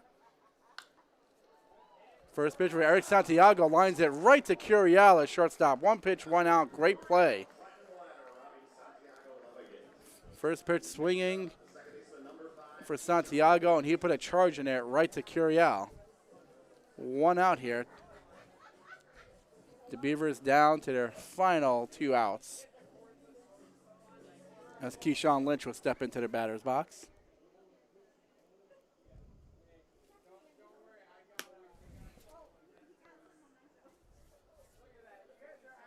Brendan Krenrich looks at the sign. First pitch of Keyshawn Lynch. Ball down, but they're going to say he swung. Keyshawn Lynch doesn't think he swung. They appealed down to first. It was called a swing. Krenrich quickly ahead, 0-1. Stay tuned for the Auto Lab post-game show. We'll find out who we talked to as our star of the game. 0-1 pitch outside. 1-1.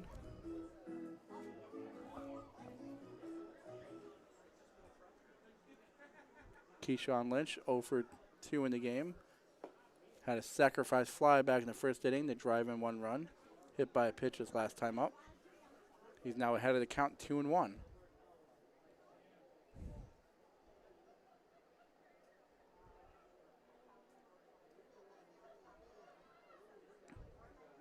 Here's the 2-1.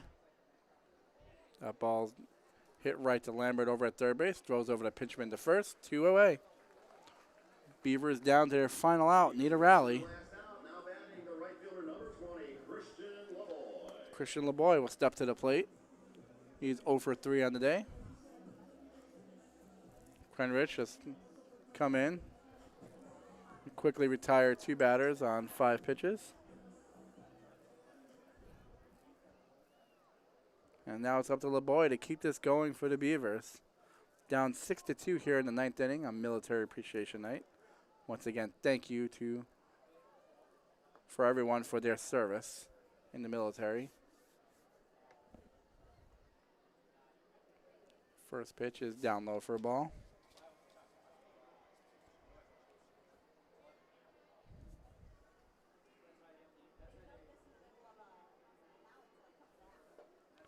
Some light rain falling again.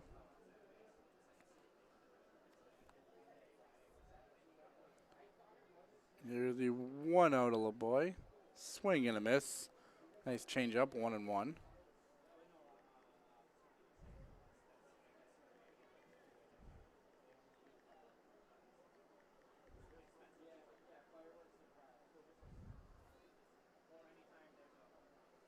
LeBoy, swing and a miss again.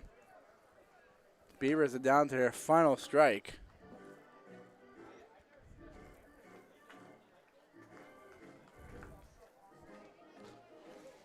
They need a rally. LeBoy in the hole, 1-2. Beavers in the hole, 6-2. Here's the 1-2 from Krenrich. Swung on, foul ball.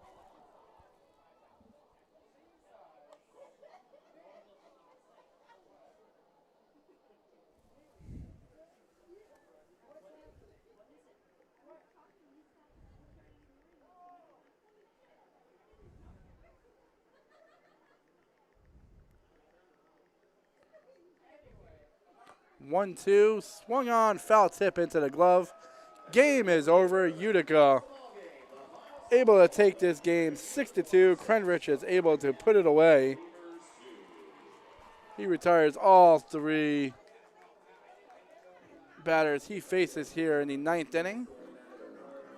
Utica, once trailed 1-0, quickly came back to tie the game, then pushed across 3 more runs to extend their lead. Able to take a 6-2 victory here on Military Appreciation Night. They will go into the playoffs with a 23-12 record. The Beavers dropped to 13-23. Stay tuned for the Auto Lab postgame show coming up right after this. This is the USPBL Network.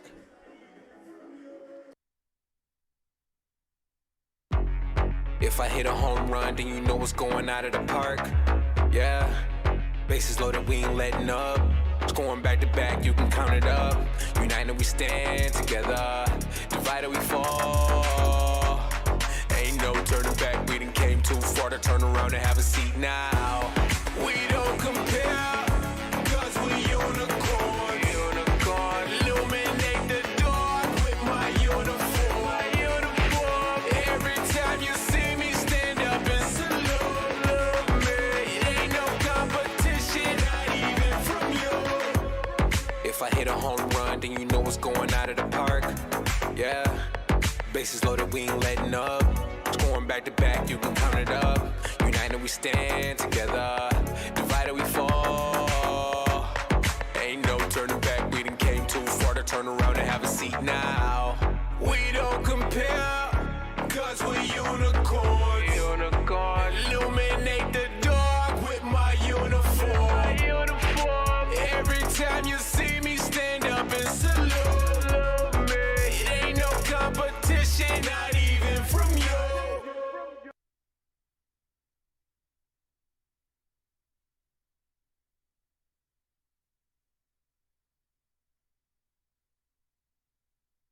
New flooring from the Carpet Guys is as easy as 1, 2, free.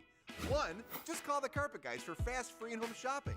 2, get massive warehouse direct savings. And 3, I mean free, as in 4 years of interest-free financing. That's 1, 2, free, but only for a limited time, so be wise and call the Carpet Guys at 855-4MY-GUYS or visit carpetguys.com today. Be wise, call the Carpet Guys at 855-4MY-GUYS.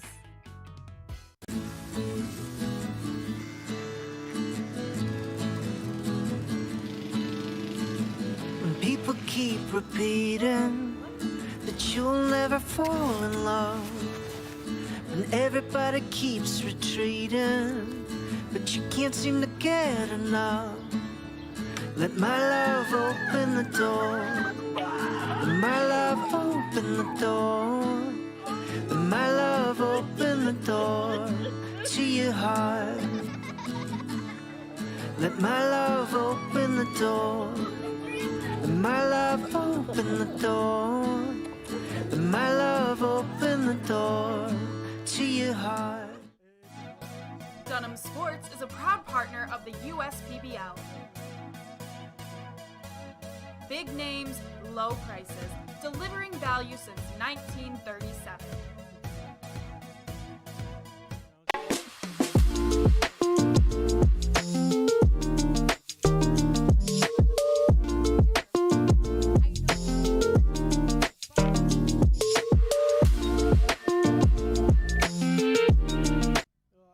I could tell right away when I got here, the team chemistry is amazing. I came from a team where the team chemistry was also amazing, so I was kind of running on that line.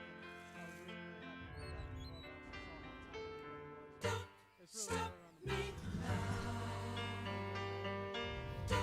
Stop me, 'cause I'm having a good time. Having a good time. A shooting star leaping through the sky like a tiger, defying the laws of gravity.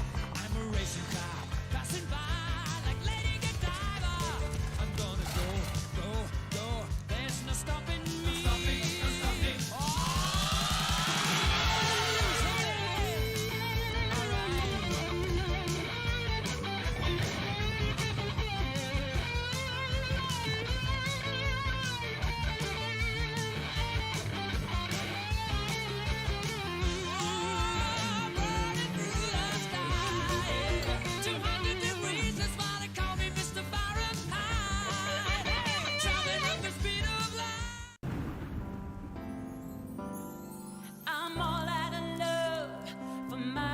insurance. Switch to insurance. They're saving me so much. They covered my car and bundled with my home. I feel so secure to say I love insurance. Hello, AAA Insurance. Goodbye, insurance. Hello. Insurance. Get a quote and save up to 20%. We are wrapping it up here from Jimmy John's Field. Final score of today's game, Utica with a 6-2 victory over the Birmingham Bloomfield Beavers. Utica moved to 23-12 on the season, solidifying, or they keep solidifying, their #1 seed in the playoffs. Like I said, last regular season public league game is today. Unicorns improved to 23-12. They're #1 seed. They will make the automatically advance to the championship game. The Eastside Diamond Hoppers at 19-16 right now.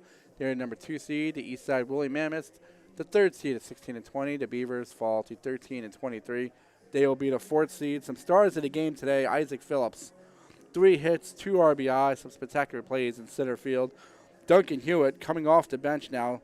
He saw his first professional at bats, 2 at bats. Only saw 2 pitches, a home run and a double. So, good play by Tucker Rayburn there. He also had 2 runs scored.